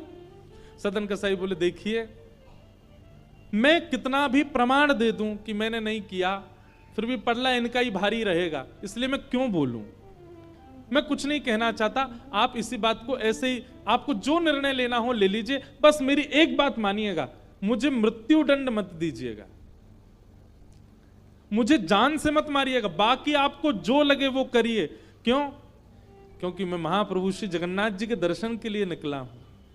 एक बार उनके दर्शन हो जाए उसके बाद आप मृत्यु दंड भी दे देना, भली चाहे तो आप सैनिकों को मेरे साथ भेज दो, वहां महाप्रभु जगन्नाथ जी का दर्शन होने के बाद समुद्र पर ले जाकर के गला काट देना, जो करना है कर देना, मुझे स्वीकार है मृत्यु, मुझे डर नहीं मृत्यु का, पर मुझे बस ये भय, अभी आप मृत्यु दंड मत देना, मुझे जगन्नाथ जी का दर्शन करना है। अब तो वो जो स्त्री थी वो बिखर गई, बोले नहीं, दंड तो अभी मिलेगा इसको। सदन कसाई रो रहे हैं, बोले जो दंड देना स्वीकार, पर मारना नहीं। राजा ने निर्णय सुना, बोले मैं दोनों की बात मानूंगा, तुम्हारी बात मानूंगा, तुमको मारूंगा नहीं, और तुम्हारी बात मानूंगा, इसको दंड दूंगा। क्या दंड देंगे? बोले इसके दोनों हाथ काट दो।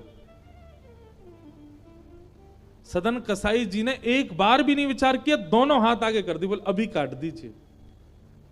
और जैसे ही दोनों हाथ कटे, सदन कसाई नाचने लगे। राजा बोले, अरे तेरे हाथ कट गए, तू नृत्य क्यों कर रहा है? सदन कसाई रोते रोते बोले, मैंने सुना है महाप्रभु जगन्नाथ जी के भी हाथ नहीं हैं, और जिन महाप्रभु के हाथ नहीं है उनके यहां मैं हाथ लेके कैसे जाऊं? मैं भी बिना हाथ के जाऊंगा। और वो गए।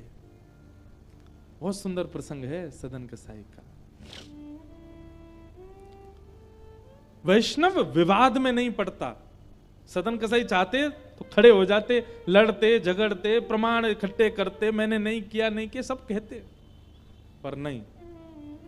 वैष्णव का पता नहीं क्यों ये स्वभाव होता है, वो आरोप स्वीकार कर लेगा परंतु विवाद में नहीं पड़ेगा।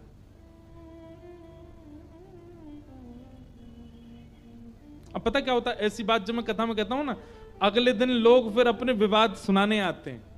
महाराज जी आप ये कह रहे थे विवाद में नहीं पड़ना, हमारे साथ देखो हमारे परिवार में ये चल रहा है, अब इसमें हम विवाद नहीं करें तो क्या करें, हम केस नहीं लड़ें तो क्या करें।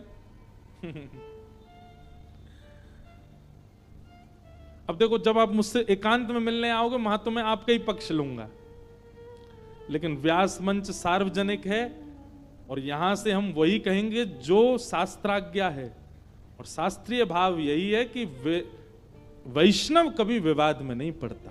अब चाहे कितना ही बड़ा विवाद चल रहा हो आपका, वो विवाद में नहीं पड़ता। वो पीछे हटना मंजूर है, उसको छोड़ के चले जाना मंजूर है, लेकिन वो विवाद में नहीं रह सकता। विवाद में जो पड़ता है कलयुग का उसके ऊपर प्रभाव होता है।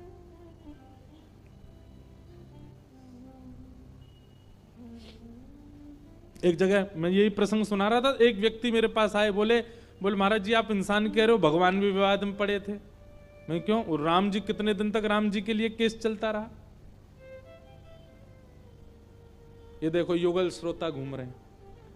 हाँ ये आते ही हैं, कई कथाओं में युगल ही आएंगे कथा सुनने। ये कोई दिव्य चेतना होंगी, पहले भी इन्होंने कथा सुनी होगी, लेकिन कोई अपराध कर दिया होगा तभी बन गए।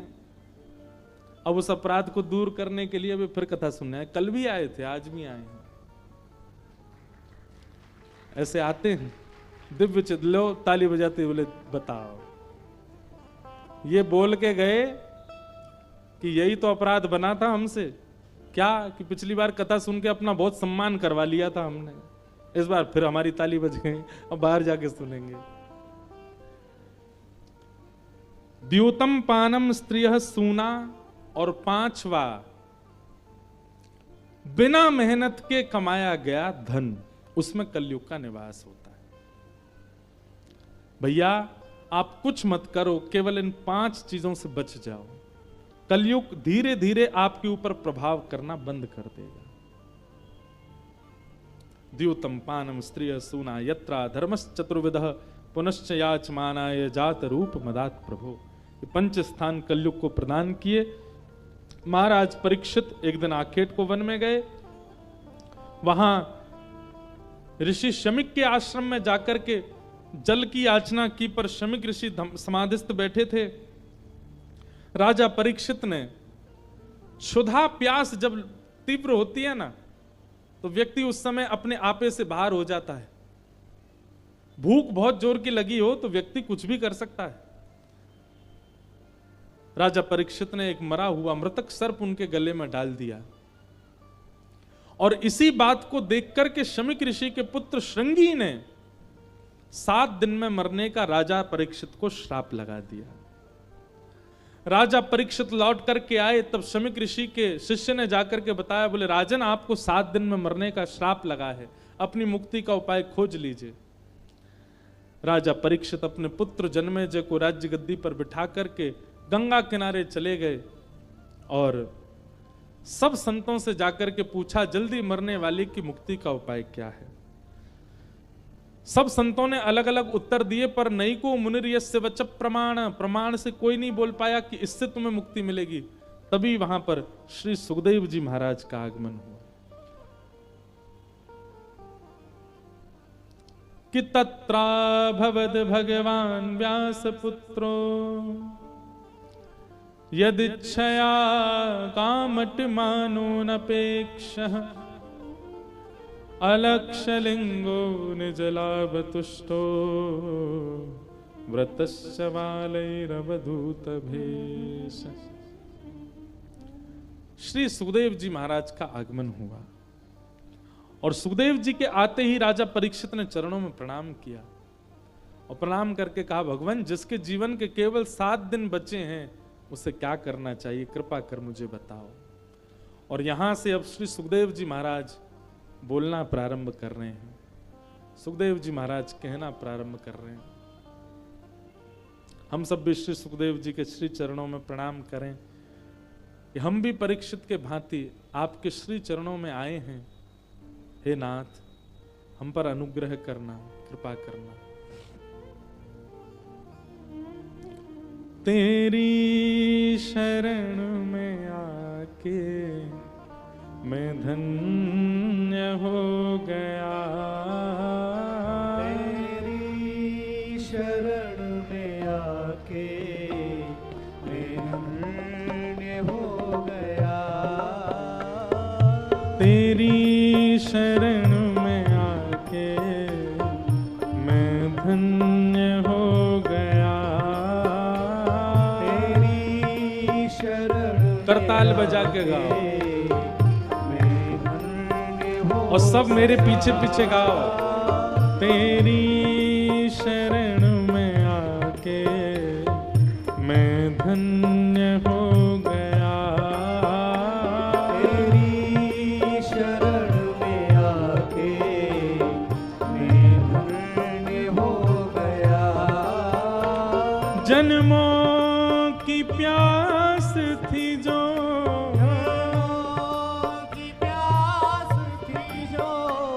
जन्मों की प्यास थी जो,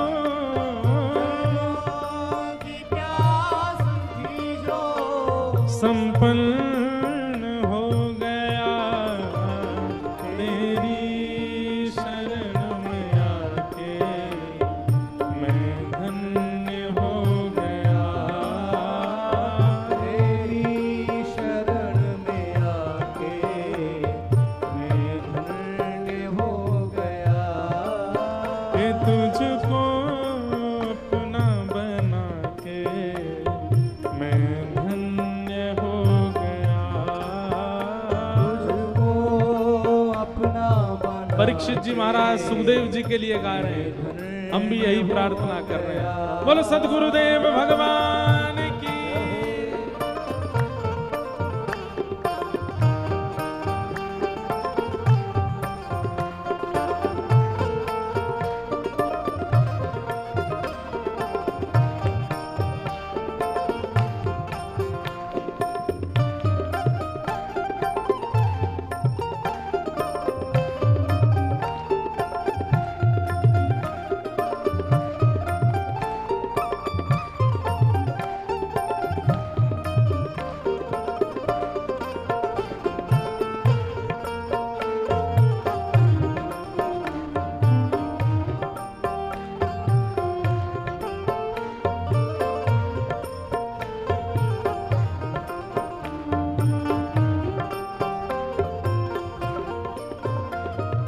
कितने मिले अमीर यहाँ, कितने गरीब हो। कितने मिले अमीर यहाँ, कितने गरीब। कितने मिले अमीर यहाँ, कितने गरीब हो।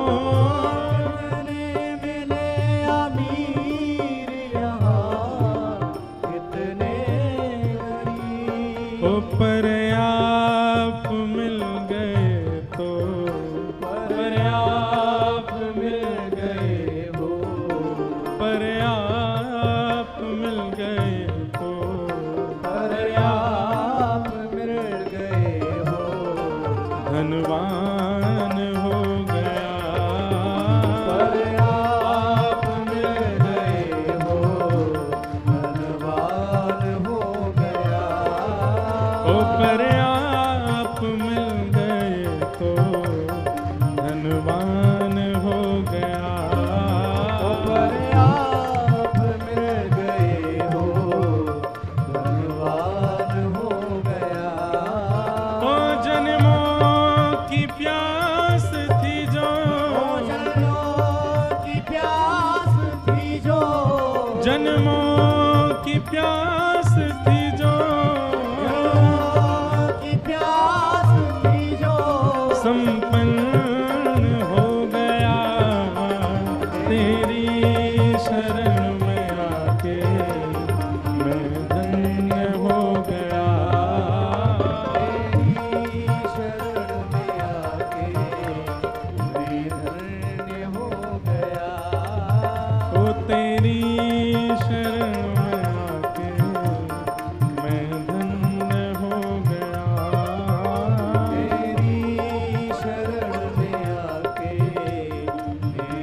श्री राधा रमण लाल की।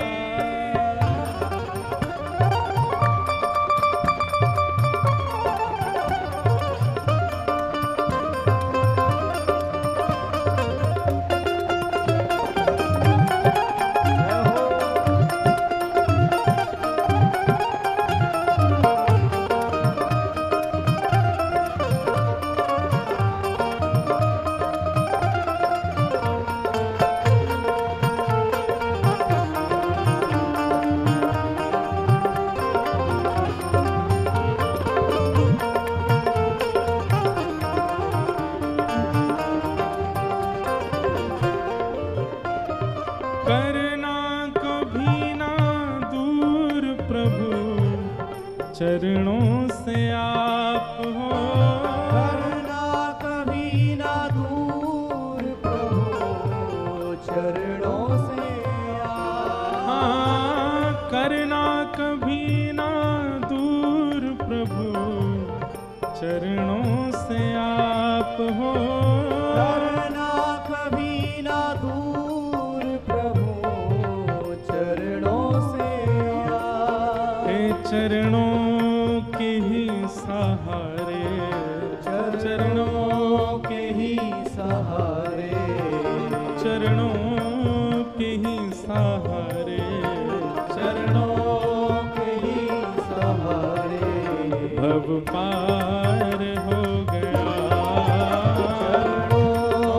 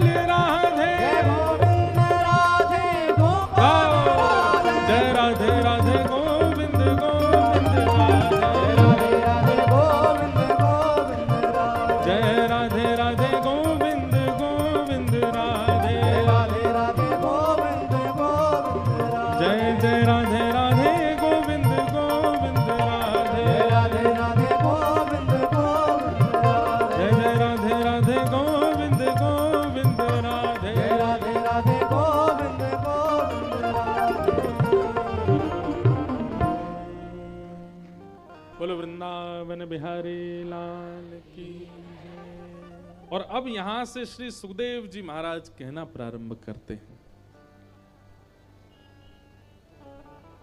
परीक्षित जी बैठे हैं, 7 दिन में मरने का श्राप लगा है, और जो हमने भाव गाया ना, ऐसा ही भाव निवेदित किया है श्री परीक्षित जी ने सुखदेव जी के चरणों में। महाराज, आप जैसे संतों का घर बैठे स्मरण करने से पवित्र हो जाते हैं, आपके प्रत्यक्ष दर्शन करने का अवसर मिल रहा है। कृपा करके मेरे जीवन के केवल 7 दिन बचे, इन 7 दिनों में भगवत प्राप्ति कैसे हो, कृपा कर मुझे बताओ। इन 7 दिनों में मुझे मुक्ति कैसे मिलेगी, कृपा कर मुझे बताओ। और यहां से श्री शुकाचार्य जी बोलते हैं, वरीयानिशत प्रश्न कृतो लोकहितं नृप आत्मवेद सम्मत पुंसां श्रोतव्यादिषु पर। राजन, आपने जो प्रश्न किया है, एक बात बहुत ध्यान से सुनिएगा हमारी। गुरु वो नहीं जो आपके प्रश्न का उत्तर दे, है तो वह भी, पर श्रेष्ठ गुरु वो जो प्रश्न को भी सुधार दे। हम लोगों को प्रश्न पूछना भी नहीं आता, हम प्रश्न भी कुछ का कुछ पूछते हैं, पर सदगुरु का आश्रय मिलता है तो व्यक्ति प्रश्न पूछना भी सीख जाता है, क्या पूछना चाहिए। अब हमारे पास में 25, 26, 27 वर्ष के बालक आते हैं, 35 वर्ष के बालक आते हैं। 35 वर्ष के तो बालक नहीं है, बूढ़े भी नहीं है, कौन हुए 35 वर्ष के।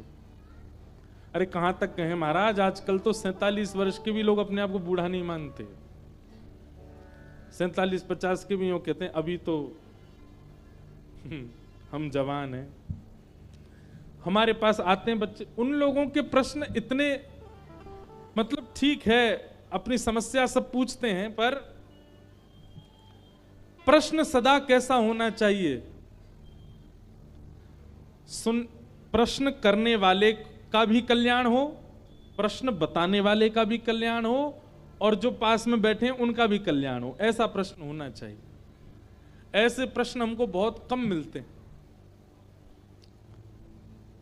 एक बार बद्रीनाथ में कथा थी मेरी, बहुत पहले की बात, 2016-17 की बात है। तो एक छोटा सा बालक आया मेरे पास। उस बालक के इधर गले पर बिल्कुल सीधा ऐसा निशान था। मैंने पूछा, मैंने कहा आपके गले में कैसे लग गई? तो बालक बोला कि महाराज जी, मैं पिताजी के साथ स्कूटर पर जा रहा था, आगे बैठा था, कोई लोग पतंग उड़ा रहे थे, तो उनका मंजा रोड पे आ गया और उस मंजे से मेरा गला जो है वो पूरा कट गया, पर डॉक्टरों ने मुझको बचा लिया। बालक की उम्र होगी 5 वर्ष, 5, 5.5, 6 वर्ष की, बस छोटा सा ही था। बोला मुझे आपसे एक प्रश्न करना है। मैंने कहा करो। उसने क्या प्रश्न किया पता है? बोले महाराज जी हम जन्म लेने से पहले कहां थे? अब छोटा बालक, तो मैंने उसको समझाया, मैंने कि भाई हम थे और योनियों में भी थे, परंतु भगवान ने कृपा करके हमको मानव बनाया। बोले मतलब हम मानव बनने से पहले भगवान के पास गए थे? मैंने कहा हाँ।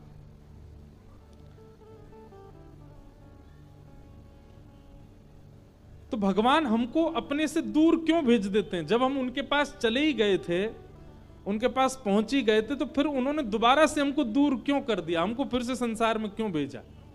जब हम एक बार उनके पास गए तो उन्होंने सदा अपने पास ही क्यों नहीं रख लिया मुझको? हमको इस धरती पर क्यों आना पड़ा? हम उन्हीं के पास क्यों नहीं रह गए? कितना अच्छा प्रश्न। अब इसका उत्तर देने में हमारा भी कल्याण हुआ, उसका भी हुआ, और जो उसके माता पिता बैठे थे उनका भी हुआ। तब उत्तर दिया गुरु कृपा से कि देखो, मां हमसे बहुत प्यार करती है, हमसे बहुत स्नेह दुलार करती है, लेकिन फिर भी हमको तैयार करके स्कूल भेजती है ना। सुबह पहली बार जब बच्चा स्कूल जाता है, छोटे छोटे जूते पहन करके, टाई लगा करके, पीछे बस्ता टांग करके, गले में थर्मस लटका करके पहली बार जब बच्चा स्कूल जाता है तो उसको अपनी माँ साक्षात दुश्मन दिखाई देती है। ये मुझे अपने आप से दूर क्यों भेज रही है? ये जानती तो है मैं इसके बिना रह नहीं पाता, मैं इसके बिना सो नहीं पाता, मैं इसके बिना खा नहीं, फिर भी मुझको दूर भेज रही है।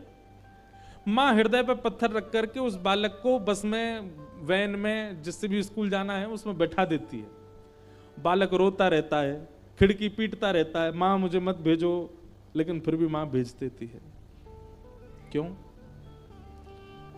क्योंकि माँ चाहती है कि मेरे बालक का और नवीन निर्माण हो, मेरे बालक को और संसार में जाकर के संसार की बातें पता लगें, वो थोड़ा विद्वान बने, वो थोड़ा और अब बस मेरे पल्लू में रह करके वो लाडलाई ना रह जाए, थोड़ा संसार को जाने, सीखे, पढ़ाई करके, अध्ययन करके कुछ बने, कुछ बन करके सब लोगों का प्रेमी बने। इसलिए माँ अपने से दूर भेजती है, विद्यालय भेजती है, हॉस्टल में भेजती है, यूनिवर्सिटी भेजती है। वो बात अलग है कि कुछ साल बाद बालक का ही मन नहीं करता उसके पास रहना, खुद ही भाग जाता है। स्कूल ना भी जाना हो तो भी कहीं ना कहीं तो भाग ही जाता है, वो बात अलग है। लेकिन प्रारंभिक स्थिति में मां भेजती है। हमारा भी यही कॉन्सेप्ट है। प्रारंभिक स्थिति में ठाकुर जी हमको भेजते हैं संसार में, क्योंकि संसार एक विद्यालय है। यहां हर व्यक्ति, हर परिस्थिति, हर समय, हर घड़ी, हर क्षण हम कुछ सीखते हैं। हमारी मां रूपी भगवान हमको इसलिए यहां भेजते हैं ताकि हम यहां आकर के सब संसार से सब सीखें, और सब सीख करके हम यह पता कर लें कि भाई संसार बिल्कुल नश्वर है, सब तज हरि भज, और सब तज करके फिर पुनः हरि की शरण में आ जाएं। लेकिन हम उन बिगड़े हुए बालकों की तरह हो गए हैं जो विद्यालय और कॉलेज के बहाने घर से तो निकलते हैं, लेकिन वहां जाकर के करते कुछ ऊटपटांगे ही हैं, कुछ उल्टे सीधे कामों में ही लगे रहते हैं, पढ़ते वढ़ते नहीं हैं। हम वही बालक बन गए। माँ से कहते तो गए हैं कि हम आ जाएंगे, भगवान से कह के तो गए कि हम सत्काम करके पूरे संसार में आपका भजन करके फिर आ जाएंगे, लेकिन संसार में आकर के यहाँ कुछ और ही कर रहे हैं। पुनः अपनी माँ के पास जाने के लिए ही हम इस विद्यालय में आए हैं। बीच बीच में ये कथाएं होती हैं, कथाओं के द्वारा हमारे माँ रूपी, हमारे पिता रूपी भगवान संदेशा भिजवाते हैं। अरे भैया, तू मुझसे वादा करके गया था कि तू संसार समझ के सब कुछ करके आएगा लौट के। संदेशे के रूप में कथाओं को भेजते हैं ताकि हम पुनः इस चेतना में जग जाएं कि ये संसार वास्तविक नहीं, हमारे लिए तो ठाकुर जी हैं, हमको लौट के वहीं जाना है। कई लोग जाग जाते हैं इन कथाओं से, कई लोग फिर भी सोए रहते हैं, कई लोग उनकी चेतना जागृत हो जाती है, और कई लोग अभी भी वही संसार की क्रियाओं में लगे रहते हैं। तो वास्तव में ठाकुर जी ने हमको इस संसार में भेजा क्यों? ये एक विद्यालय है, यहां सीखने के लिए भेजा, यहां और तराशने के लिए भेजा। लेकिन हमेशा हम यहीं रह जाते हैं। क्यों? क्योंकि हमारे कर्म ऐसे हो जाते हैं। कथाओं के द्वारा, सत्संगों के द्वारा, गुरुजनों के द्वारा हम ये बात जब समझ जाते हैं, तब अपने कर्म शुद्ध करते हैं, तो पुनः इस संसार में नहीं आना पड़ता। सब सीख करके हम वापस चले जाते हैं। मीराबाई आई थी और वो ऐसी कर करके गई कि वो लौट करके नहीं आई, कभी जीवन में भगवान के पास ही हैं। सूरदास आए, प्रचार करके ठाकुर जी का चले गए, अब सदा ठाकुर जी के संग ही हैं। लेकिन हम यहीं रह जाएंगे और यहीं के ही रहेंगे, और अभी इंसान बने, फिर कोई और बनेंगे, फिर कोई और बनेंगे, घूमते ही रहेंगे यहीं पर ही। तो गुरु कौन? जो प्रश्न का उत्तर दे वह तो है ही, पर जो प्रश्न करना सिखा दे वह गुरु। शुकाचार्य जी महाराज कह रहे हैं, बोले राजन तुमने प्रश्न किया, बहुत ध्यान से सुनिएगा, ये विषय बहुत अच्छे। राजन तुमने प्रश्न किया, जल्दी मरने वाले की मुक्ति का उपाय बताओ। जिसके जीवन के केवल 7 दिन बचे हैं, उसको मुक्ति के लिए क्या करना चाहिए? पर राजन तुम सामान्य व्यक्ति नहीं हो, तुम राजा परीक्षित हो, और तुम राजा हो इसलिए असामान्य हो ऐसा नहीं है। तो तुम पांडवों के वंशधर हो इसलिए असामान्य हो ऐसा नहीं है। तुम इसलिए असामान्य हो क्योंकि तुमने जन्म लेने से पहले भगवान का गर्भ में दर्शन किया है। तुम वो बालक हो जिसके लिए भगवान गर्भ में प्रवेश कर गए थे और अपनी चक्रा नाम की गदा को घुमा करके अश्वत्थामा के द्वारा भेजे गए ब्रह्मास्त्र को नष्ट कर दिया था। तुम वो बालक हो, इसलिए तुम असामान्य हो।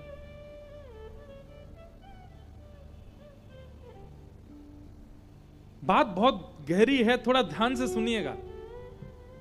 राजन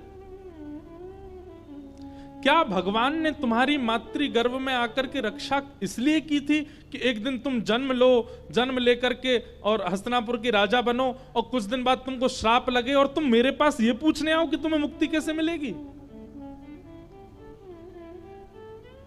क्या मुक्ति की प्राप्ति के लिए तुम्हारी रक्षा की थी भगवान ने? नहीं। अरे मुक्ति तो किसी को भी मिल जाती है, अब किसी को तो नहीं मिलती, पर मुक्ति प्राप्त करना इतना कठिन नहीं है। तो क्या कैसे मिलती है मुक्ति? अंते नारायण स्मृति, केवल अंतिम श्वास में नारायण बोल दिया जाए, मुक्ति मिल जाएगी। और तुम तो वो बालक हो जिसकी भगवान ने गर्भ में रक्षा की, तुम तो पहले ही मुक्त हो क्योंकि तुम भगवत दर्शन कर चुके हो, फिर तुम मुक्ति की कामना क्यों कर रहे हो? और राजन मुक्ति प्राप्त करके क्या होता है पता है? हम सब वैकुंठ चले जाते हैं और वैकुंठ में जितने भी मुक्त हुए लोग हैं उन सबके बीच में हमको भी बैठा दिया जाता है। वहां भगवान के दर्शन का सुख, भगवान के कैंकर्य का सुख, भगवान की सेवा का सुख ये मिलता है। लेकिन तुम दृष्टि घुमा करके जब देखोगे तुमको बहुत अच्छा लगेगा कि तुमको मुक्ति मिली, पर आसपास बैठे हुए जब जनों को देखोगे तो उन्हीं में तुम्हें रावण भी दिखेगा, उसको भी मुक्ति मिली है। तुम्हें कंस भी दिखेगा, तुम्हें पूतना भी दिखेगी, तुम्हें अघासुर, बकासुर, धेनुकासुर ये सारे राक्षस भी मुक्त हुए दिखेंगे। तब तुमको आश्चर्य होगा, मैंने इतना परिश्रम किया, भजन किया, तब मुझे मुक्ति मिली, और इन राक्षसों ने भगवान की इतनी निंदा करी, भगवान से युद्ध किया, भगवान से शत्रुता पाई, फिर भी इनको मुक्ति मिल गई।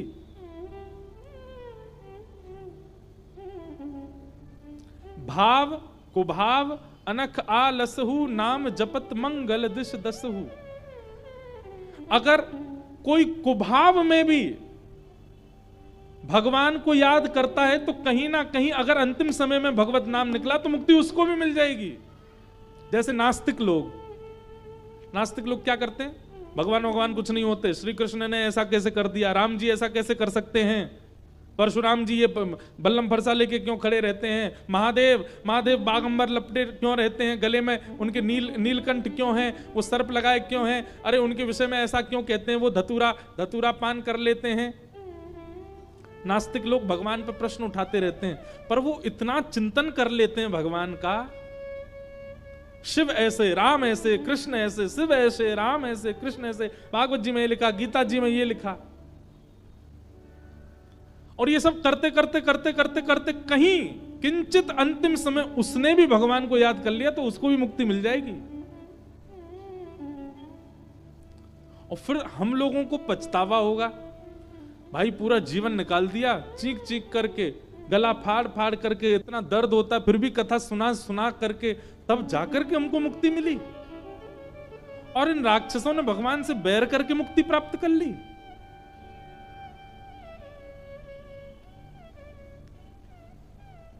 राजा परीक्षित बोले, भगवान आप आज्ञा करें, मैं क्या करूं फिर? मुक्ति ना मांगू तो क्या मांगू?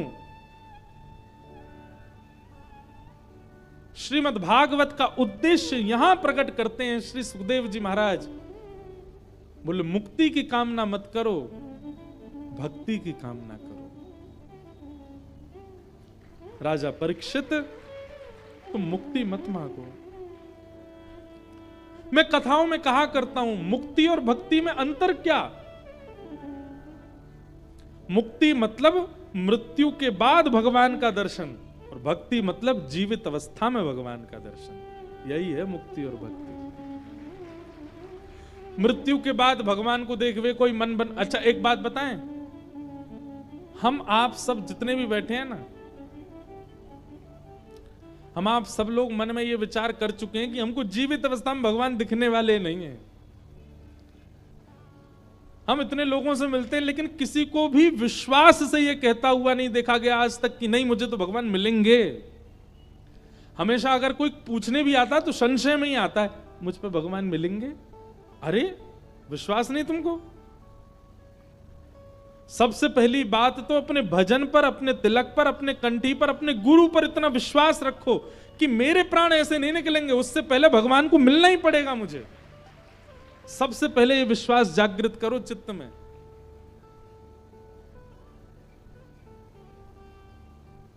कुंभ में अभी कुंभ लगेगा, देखना। पिछली बार 12 करोड़ लोगों ने स्नान किया था, रिकॉर्ड टूटा था। इस बार देखना क्या हाल होगा। कुंभ में स्नान करने इतनी संख्या में लोग जाते हैं, पर इतनी संख्यक लोग इस विश्वास में नहीं है कि हमको भगवान मिलेंगे। वो इसीलिए इतनी संख्या में जा रहे हैं कि गंगा जी का एक बूंद पड़ जाए, वो अमृत होता है उस समय, उसमें एक बूंद पड़ जाएगा तो उससे थोड़ी कृपा तो हो जाएगी हम पे। अच्छा, उसके बिना कृपा नहीं होगी। अच्छी बात है, हमको अपने वैदिक रिचुअल्स फॉलो करने चाहिए, हमको हमारे यहाँ कुंभ में स्नान करना आदि आदि सब करना चाहिए, पर विश्वास तो चित्त में उतना प्रगाढ़ करो कि नहीं मिलेंगे। भगवान करे हमको नजर नहीं लगे कोई की, हमको पूर्ण विश्वास है। कथा कहते कहते काउदना श्रोतान में ही ठाकुर जी दिखेंगे। काउदना जैसे कोई बीच बीच में कीर्तन में कोई नृत्य करने लग जाता है ना, तो कभी लगता है कि ऐसे ही श्रोताओं में किसी दिन नृत्य करते हुए श्याम सुंदर दिखेंगे। कहीं श्रोताओं में ही भाव आवेश में दोनों भुजा उठा करके बैठे हुए हमारे श्री सूरदास जी दिखेंगे, कभी कुम्मनदास दिखेंगे, कभी छीत स्वामी दिखेंगे, कभी दूर खड़ी हुई कथा सुनकर के मंद मंद मुस्कुराती हुई हमारी श्यामाजू दिखेंगी, श्री जी दिखेंगी। ये विश्वास है, कभी तो दिखेंगे।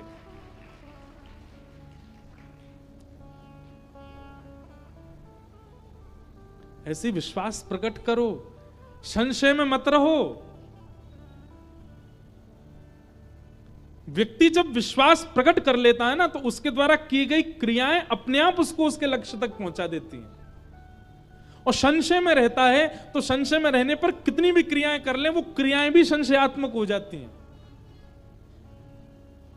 इसलिए विश्वास प्रगाढ़ करो। राजन तुम मुक्ति मत मांगो, तुम तो भक्ति मांगो। अरे 7 दिन बाद, मरने के बाद भगवत दर्शन करने की इच्छा मत रखो। इन 7 दिनों में कथा सुनते हुए मृत्यु हो उससे एक क्षण पहले ही ठाकुर जी आकर के तुमको दर्शन दे जाएं, ऐसी इच्छा रखो, ऐसी कृपा मांगो। तब राजा परीक्षित ने चरणों में प्रणाम करते हुए कहा, भगवान अब मुझे मुक्ति उक्ति की इच्छा नहीं है, अब तो आप कृपा करके ये दे दो, मेरे को भक्ति प्राप्त हो और मुझे मृत्यु से पूर्व ही भगवत दर्शन हो जाए। तब शुकाचार्य जी महाराज ने कथा सुनाना प्रारंभ किया। यहां से अब भागवत की कथा सुखदेव जी सुना रहे हैं। सबसे पहले सृष्टि प्रसंग सुनाया गया, और सृष्टि प्रसंग सुनाते हुए किस प्रकार पृथ्वी पर स्वेदज, अंडज, जरायुज आदि आदि सब प्रकट हुए, मानव की रचना हुई। हिरण्याक्ष का वध भगवान बराह ने किया। ये सब विषय सुनाए गए और तभी यहां पर कपिल देवभूति संवाद श्रवण कराया। ब्रह्मा के श्री अंग से दो रूप प्रकट हुए, स्वयंभू मनु और शत्रुपा। स्वयंभू मनु और शत्रुपा की 3 पुत्री हुई और 2 पुत्र हुए। अब इन्हीं के वंश के वर्णन में ही भागवत जी के प्रसंग चलते जाएंगे और वहीं से हम लोग कृष्ण जन्मोत्सव तक पहुंचेंगे, जो कि कल होगा। कल की जानकारी सुन लो। कल सब लोग खूब भाव से आना, खूब सज धज के आना, पर बाह्य श्रृंगार करके नहीं, आंतरिक श्रृंगार करके। और कल यही भाव रख के आना कि हम लोग बिसौली के रामलीला मैदान में नहीं जा रहे हैं, हम सब लोग तो श्री धाम वृंदावन जा रहे हैं। वहां ठाकुर जी को जन्म होएगो, नंद घरानंद भयो जय कन्हैया। कल खूब आनंद होएगो, ठाकुर जी को जन्मोत्सव मनायो जाएगो। सज धज के आई हो, भाई लोग सबरे ग्वाला बन के आई हो, बहन लोग सबरी गोपी बन के आई हो, और मधुर उत्सव होगा कल। और कल से तो रसगुल्लान की कथा फिर शुरू, ब्रज के लीला, ब्रज के भाव, अद्भुत आनंद होएगा। तो कल सब लोग बड़े भाव से आ जाना। 2 बजे से कथा का क्रम रहेगा। बस अंतिम दिन की कथा यानी कि 21 तारीख को कथा सुबह 9 बजे से 11, सवा 11 बजे तक होगी। आप सब लोग उसका ध्यान रखिएगा। कपिल देवभूति संवाद का हम थोड़ा सा प्रसंग सुने, बहुत ध्यानपूर्वक सुनिए सब लोग। स्वयंभू मनु और शत्रुपा की 3 पुत्री हुई, जिनमें अब देवहूति एक पुत्री का यहां प्रसंग सुनाया गया। देवहूति का विवाह कर्दम प्रजापति के साथ में हुआ, कर्दम ऋषि के साथ में हुआ। कर्दम ऋषि ने 1000 वर्ष तक तप किया और 1000 वर्ष की तपस्या में भगवान जब प्रसन्न हुए, बहुत ध्यान से सुनिए सब लोग, इधर देखो। भगवान जब प्रसन्न होकर के प्रकट हुए, बोले वरदान मांगो कर्दम ऋषि, क्या चाहिए? तो कर्दम ऋषि ने एक ही वरदान मांगा, क्या?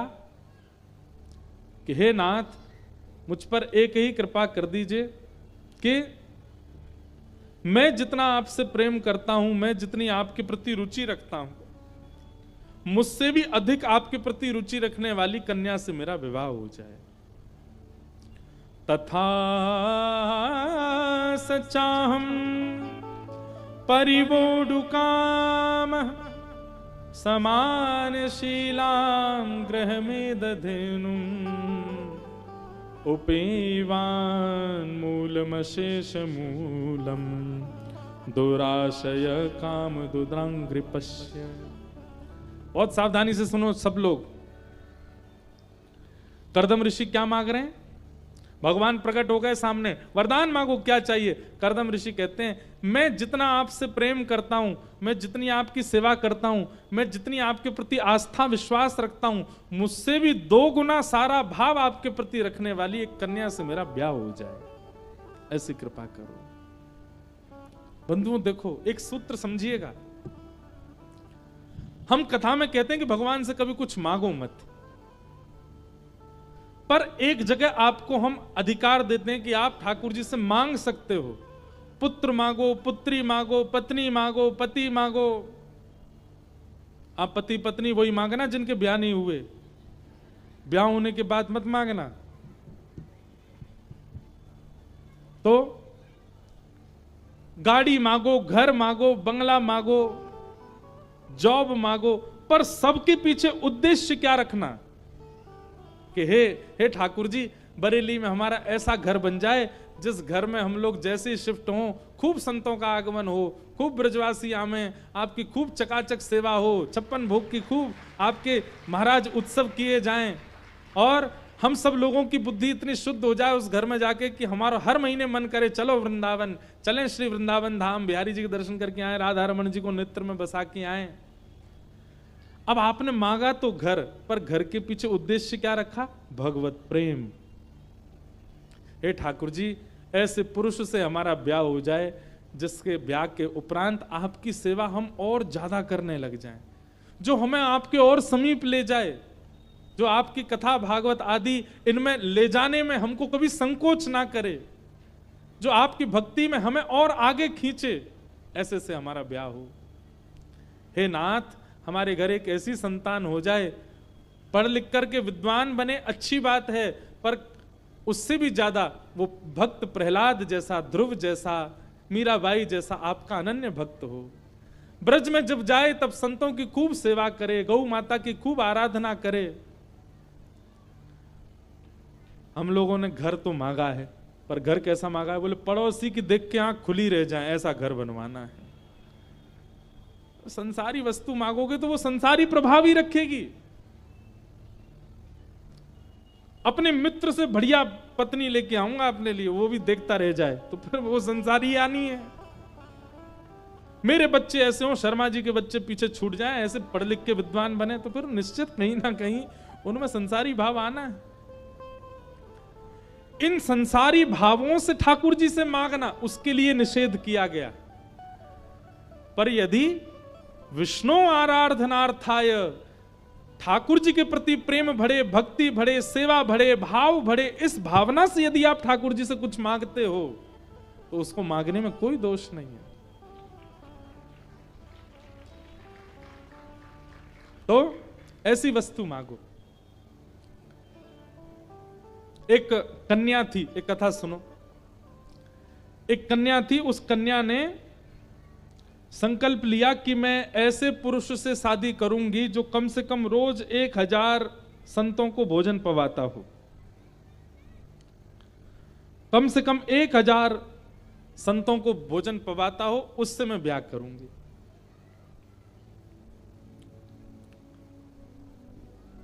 तभी उस नगर में एक सेठ जी रहते थे, मतलब सेठ जी नहीं थे तो वो युवा ही, ब्याह नहीं हुआ था उनका।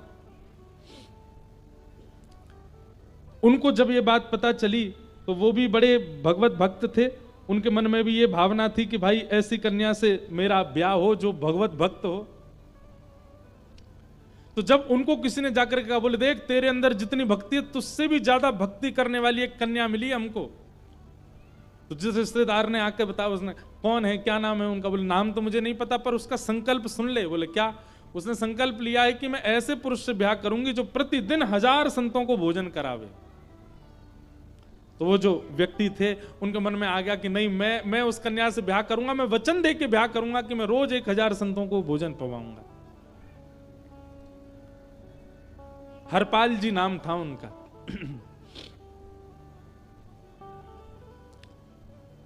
वचन दिया, लिख करके अपनी पत्नी को दे दिया, चाहे मेरी स्थिति कैसी भी हो जाए पर मैं तुम्हारे वचन को निभाऊंगा, मरते दम तक 1000 संतों को नित्य भोजन कराऊंगा। और पत्नी ने उनसे ब्याह किया। दोनों का ब्याह हो गया। बहुत संपन्न परिवार के थे, बहुत धनवान परिवार के थे हरपाल जी, पर उनका कहीं भी कार्य काज काम में कहीं मन लगता नहीं था। घर पे रहते थे, लेकिन पत्नी ने आकर के काम शुरू करवा दिया। रोज 1000 संतों को भोजन कराते। रोज घर में भट्टी चलती रहती, रोटी बन रही है, सब्जी बन रही है, दाल चावल खीर पकौड़ी। और संत महाराज, अब 1000 संतों के लिए निमंत्रण था, तो जरूरी थोड़ी कि 1000 एक बार आ जाए तो उसको उठा देंगे।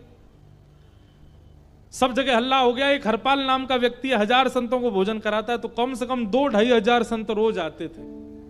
हरपाल जी सबको पवाते। जितना धन उनके पास था सारा धन लगा दिया संतों की सेवा में। धीरे धीरे सारा धन खत्म हो गया, तो अपने पुश्तैनी घर का जितना वैभव था पुराना, धीरे धीरे उसको लगाने लगे। धीरे धीरे वह भी खत्म हो गया। एक दिन उन्होंने मन में विचार किया कि संतों की सेवा नहीं रुकनी चाहिए। अपना घर बेच दिया, किराए पर चले गए, और उस घर से जितना पैसा मिला देवी से बोले, अब तो देवी देखो कम से कम 5 साल हमको कहीं कुछ नहीं करना, 5 साल तक खूब सेवा होगी, इतना पैसा आ गया। खूब सेवा की, 5 साल तो बड़े आनंद में निकल गए, लेकिन 5 साल बाद वो पैसा भी खत्म होने लगा। तो हरपाल जी बोले अब कैसे सेवा करें?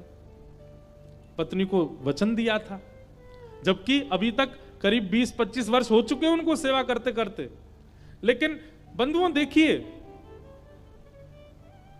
सेवा और भगवत नियम ये कोई संसारी क्रिया नहीं है कि आपका 5-6 दिन में मन भर जाए उससे। संसार की जो स्थिति होती है ना, उसमें मन भर जाता है, पर भगवत क्रियाएं जो होती है ना, उसमें हर दिन नवीन लगता है। हमको कथा करते करते 9 वर्ष हो गए, पर हमको हर कथा में एक नवीनता हमें ही प्राप्त होती है। हर कथा में खुद को कुछ नया सा पाते हैं। अगर हमारा उद्देश्य कुछ और होता ना कथा का, तो निश्चित हम इससे भी ऊब गए होते रोज कर करके, लेकिन नहीं, हर दिन कुछ नया मिलता है। भक्ति वही ये एक पैरामीटर है नापने का कि अगर आप अपने भजन से, अपने साधन से, अपने गुरु से, अपने नियम से यदि ऊब रहे हो, तो इसका मतलब आपने शुद्ध किया नहीं था। शुद्ध यदि होगा भाव, तो आप कभी ऊबोगे नहीं। नित्य प्रति नवीन भाव उत्पन्न होगा। गुरु जी को जितनी बार देखोगे नए दिखेंगे, कथा जितनी बार सुनोगे नई लगेगी, नाम जब जितनी बार करोगे पहले से ज्यादा उत्साह होगा। हरपाल जी का यही था। 25 वर्ष हो गए सेवा करते करते, सब लुटा दिया, लेकिन अब भी संत सेवा करने में उनको आलस नहीं आता। हरपाल जी बोले अब क्या करें, तो उधार मांगने लगे। घर घर जाते और उनसे उधार ले लेते, बोले हम चुका देंगे, आप हमें दे दो। हरपाल जी का अच्छा स्वभाव था, सबने खूब उधार दिया। उससे भी 1-2 साल की सेवा हो गई, लेकिन अब महाराज उन्होंने उधार लौटाया ही नहीं, क्योंकि करते कुछ थे ही नहीं। तो लोगों ने उधार देना बंद कर दिया, बल्कि मंगता और आने लगे उनके पास, हमारा पैसा कब लौटा रहे हो। हरपाल जी सोचने लगे क्या करूं। व्यक्ति जब एक संकल्प धारण करता है ना, तो कुछ समय बाद ठाकुर जी बड़ी कठिन परीक्षा लेते हैं कि यह संकल्प टूटे। एक बात याद रखिएगा, आपने कोई व्रत नियम संकल्प धारण किया है और कुछ समय बाद बड़ी कठिनाई आ रही है उस नियम संकल्प व्रत को करने में, तो यही समझ लेना ये कठिनाई कोई और नहीं, ठाकुर जी ही दे रहे हैं, देखने परखने के लिए कि हमारे अंदर दृढ़ता है कि नहीं। हरपाल जी सोचने लगे क्या करूं। तो हरपाल जी ने एक दिन रात में सोते सोते विचार किया, अब और कोई तरीका तो बचा नहीं है, चोरी करने लगे। घरों में जाते और घरों में जाके धन नहीं चुराते, घरों में जाके रसोई में जाके राशन चुराते, दाल चावल चीनी आटा ये सब चुरा लाते लोगों के घरों से, और उनके घरों में जाकर के सब सामग्री निकाल के लाने लगे। संत सेवा नहीं रुके।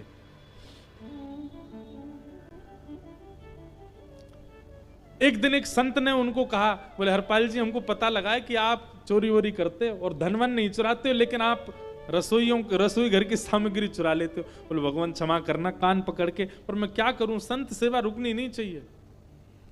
तो उन संत ने आज्ञा कर दी, बोले काम करो, सबके घर का राशन मत चुराया करो, उनके घर का चुराया करो जिनके घर पर ठाकुर जी का भोग नहीं लगता। बोले हाँ ये बात ठीक है। बोले क्योंकि अभी तुम उनके घर का भी चुरा लाते हो जिनके घर ठाकुर जी बैठे हैं, अब उनके घर का राशन लिया तो बेचारे ठाकुर जी क्या पाएंगे। हरपाल जी बोले नहीं ये बात तो ठीक है, अब मैं उन लोगों के घर से राशन चुराऊंगा जिनके घर ठाकुर जी की सेवा नहीं होती, संत सेवा नहीं होती, जो तीर्थ नहीं जाते, भगवान नाम नहीं बोलते। नास्तिकों के घर से अन्न चुराते और ला करके भोग लगा देते, ठाकुर सब संतों को पवा देते। भगवान एक दिन वैकुंठ में बैठे बैठे हरपाल जी को देख रहे थे, और देखते देखते ठाकुर जी बोले रुक्मणी जी देखो ना ये कितना प्रिय भक्त है, संत सेवा रुक ना जाए उसके लिए चोरी तक करने लगा है, सब लुटा दिया है अपना। रुक्मणी जी बोले हाँ वैष्णव तो है, ठाकुर जी इस पर थोड़ी कृपा कर दो ना। बोले हमारा बहुत मन हो रहा है इस पर कृपा कर दें। बोले कैसी कृपा करोगे। ठाकुर जी बोले रुको अभी आते हैं। भगवान गए और महाराज ऐसी लंबी सी मूछ लगा करके, बढ़िया सुंदर पाग पहन करके, गले में खूब सारे आभूषण पहन के, हाथ में कड़ूला पहन के, खूब सारी अंगूठियां लेकर के, और पैरों में सोने की जूती, हाथ में सोने की बेंत लेकर के, एक बढ़िया मालदार सेठ बन करके आए। रुक्मणी जी बोली क्या कर रहे हो। बोले हरपाल रात्रि में तो लोगों के घर से अन्न चुराता है और सुबह राह चलते हुए धनवान लोगों को लूट लेता है। हम जा रहे हैं इसके राह के राहगीरी बन के और अपने धन धान्य से इसको इतना आकर्षित कर लेंगे कि हमको ही लूटेगा, और जब खुद को लुटवा देंगे ना इसको, तब हमको चैन पड़ेगा, हाँ अब हमको आनंद आया। और इतना धन देकर के आएंगे कि हरपाल जब तक जीवित रहेगा तब तक संत सेवा बंद नहीं होगी। रुक्मणी जी बोली आपका भाव बहुत सुंदर है, हम भी चलें।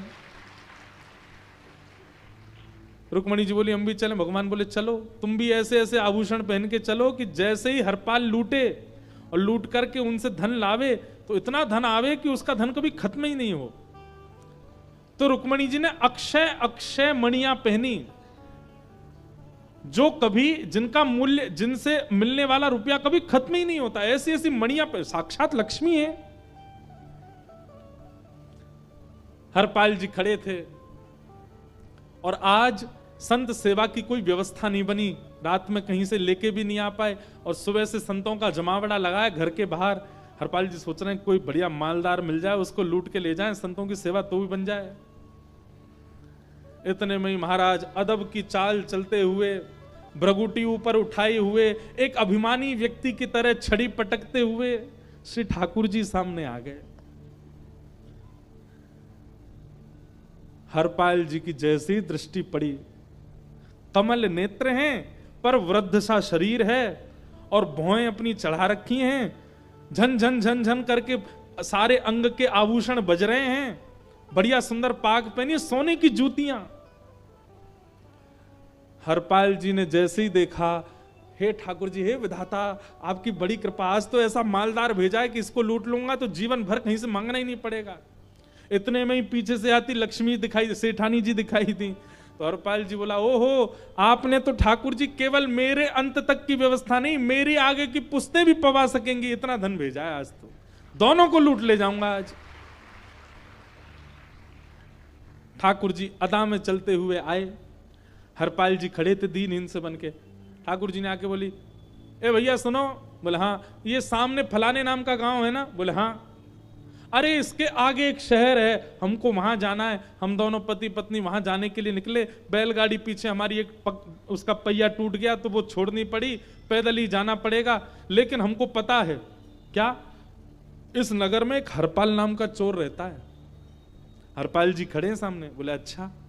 और हमने सुना है वो बड़े बड़े सेठों के यहाँ से अन्न चुरा लेता है, आजकल धन भी चुराने लगा है, और राह चलते हुओं के धन धान्य भी चुरा लेता है। लेकिन आप तो शक्ल से बड़े भोले लगते हो, आप तो जानते होंगे उस हरपाल को। हरपाल जी बोले हाँ, बहुत अच्छे से जानता हूं मैं। बोले आपको हम कुछ मुद्राएं दे देंगे, कुछ धन दे देंगे, आप हमको कैसे भी सही सलामत इस नगर से निकाल के ले जाओ।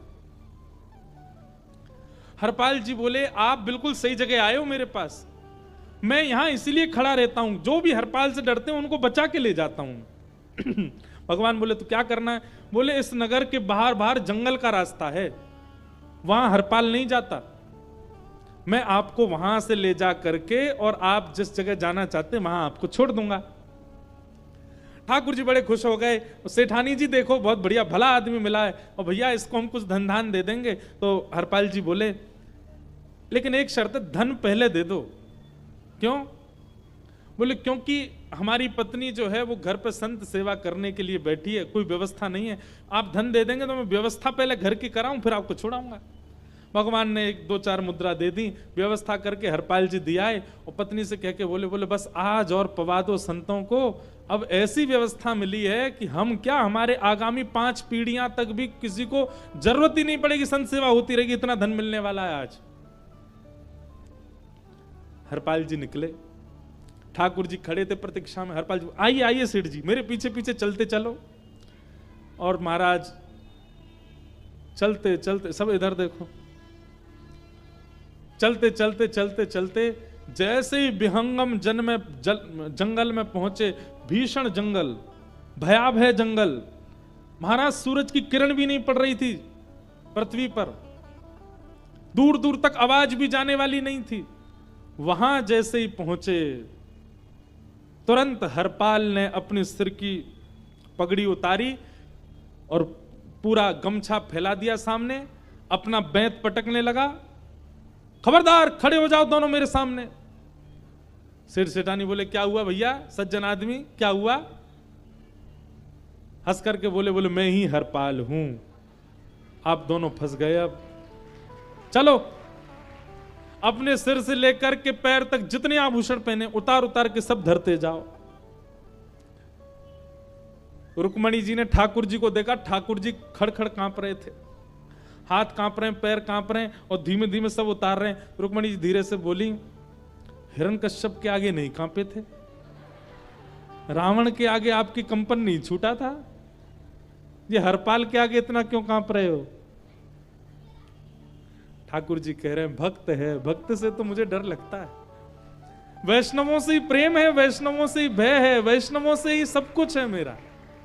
अहम भक्त पराधीन, मेरा भक्त जब रोष करता है तो जिस रोष से पूरा विश्व कांपता है, ऐसे रावण कुंभकर्ण आदियों के रोष से मैं नहीं डरता, पर मुझसे प्रेम करने वाला भक्त जब रोष करता है तो मुझे डर लगता है, मैं भयभीत हो जाता हूं।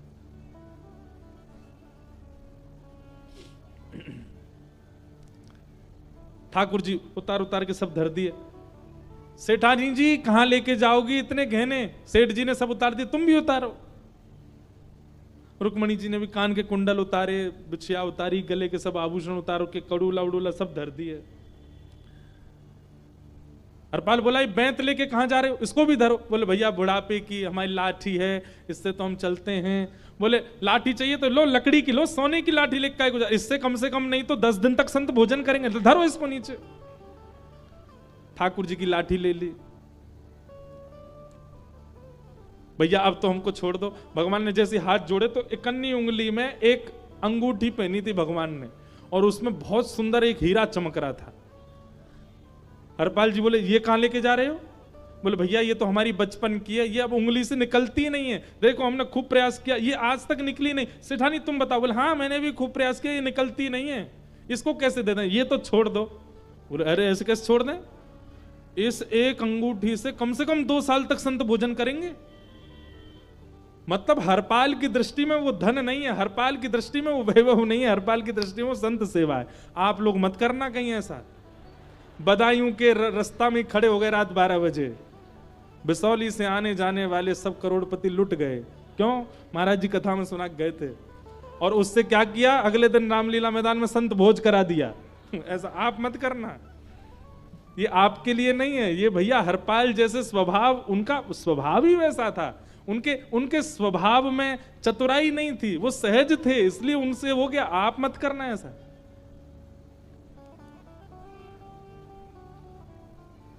हरपाल जी बोले ये उंगली उतारो, इससे तो 2 साल तक भोजन होगा संतों का। भगवान बोले ये अंगूठी नहीं उतरेगी। सेठानी बोली मैंने भी बहुत प्रयास किया, ये अंगूठी नहीं निकलती है। हरपाल जी बोले निकलेगी कैसी नहीं? खूब प्रयास किया, जब नहीं निकली तो हरपाल जी ने पकड़ के बोला रुको, इसको उंगली को ही काट देता हूं, उंगली काट दूंगा तो ये निकल आएगी बाहर। जैसे ही उंगली काटने के लिए उन्होंने गरसा उठाया, इतने में शंख चक्र गदा पद्मधारी ठाकुर जी साक्षात प्रकट हो गए। अरे भैया रुक जा रुक जा रुक जा, हाथ उंगली मत काटे भैया, हम आए तेरे द्वार पर। जैसे ही देखा चतुर्भुज रूप में भगवान खड़े हैं, और इतने में ही वो सेठानी जी साक्षात लक्ष्मी के रूप में खड़ी हो गई। हरपाल जी थोड़ी देर तो देखते रहे, अपने ऊपर भरोसा ही नहीं हुआ कि ठाकुर जी आ गए, और तभी बेसुध होकर के वहीं गिर गए। भगवान ने जाकर के गोद में उठाया, हरपाल होश में आओ। हरपाल क्या हुआ? हरपाल जी होश में आए, बहुत रोए, चरणों से लिपट लिपट के रोए। मैं कैसा पापी, मैंने अपना घर लुटा दिया, अपना धन धान्य लुटा दिया, अपनी सारी पुस्तकों की संपत्ति लुटा दी, वहां तक तो ठीक था। लोगों से उधार ले ले करके मैंने वापस नहीं किया, वहां तक भी ठीक था।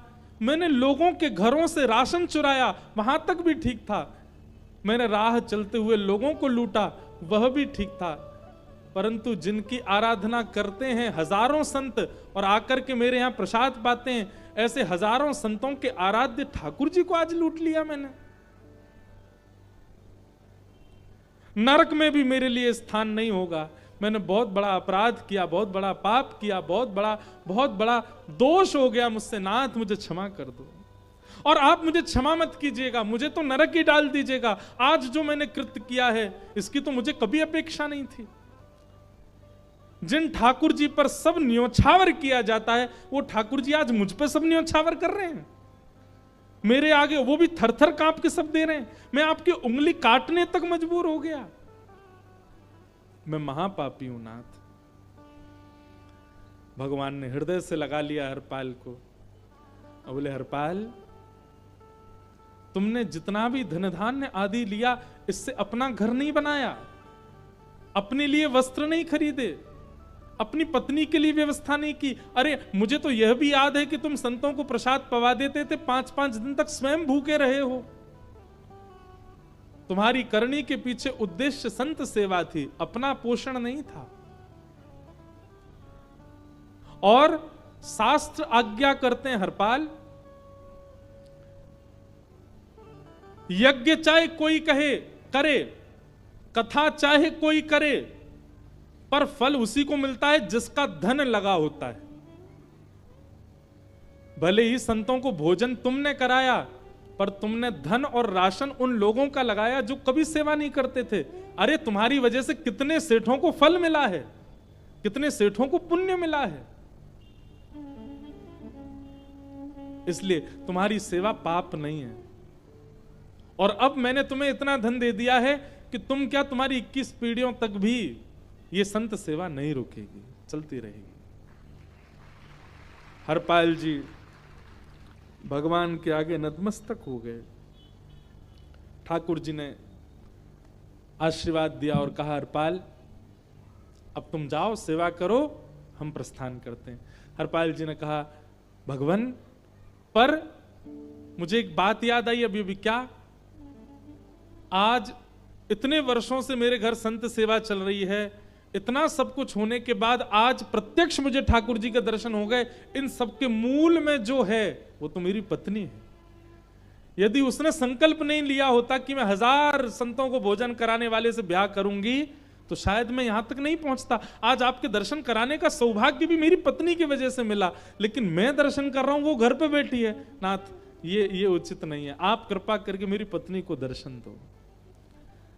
भगवान बोले, ठीक है। रुक्मणी और ठाकुर जी दोनों छोटे छोटे बालक बन गए, एक कन्या और एक बालक छोटे से लाला, और दोनों गोदी में बैठ गए हरपाल जी की। क्यों? भगवान रूप में जाएंगे तो पूरा नगर देखेगा, इसलिए छोटे छोटे बालक बन करके हरपाल जी गोद में चढ़ करके दोनों गए। और जैसे ही घर में पहुंचे, देवी देखो कौन आए हैं। अरे ये छोटे छोटे बालक कहां से लिया है? बोले गौर से देखो। जैसे ही देवी ने गौर से देखा, इतने में भगवान पुनः प्रकट हो गए और दोनों दंपति को एक साथ आशीष दिया। एक शुद्ध विचार वाला पति जीवन में आ गया और एक शुद्ध विचार वाली पत्नी अगर जीवन में आ गई तो इस स्थिति तक चले जाओगे।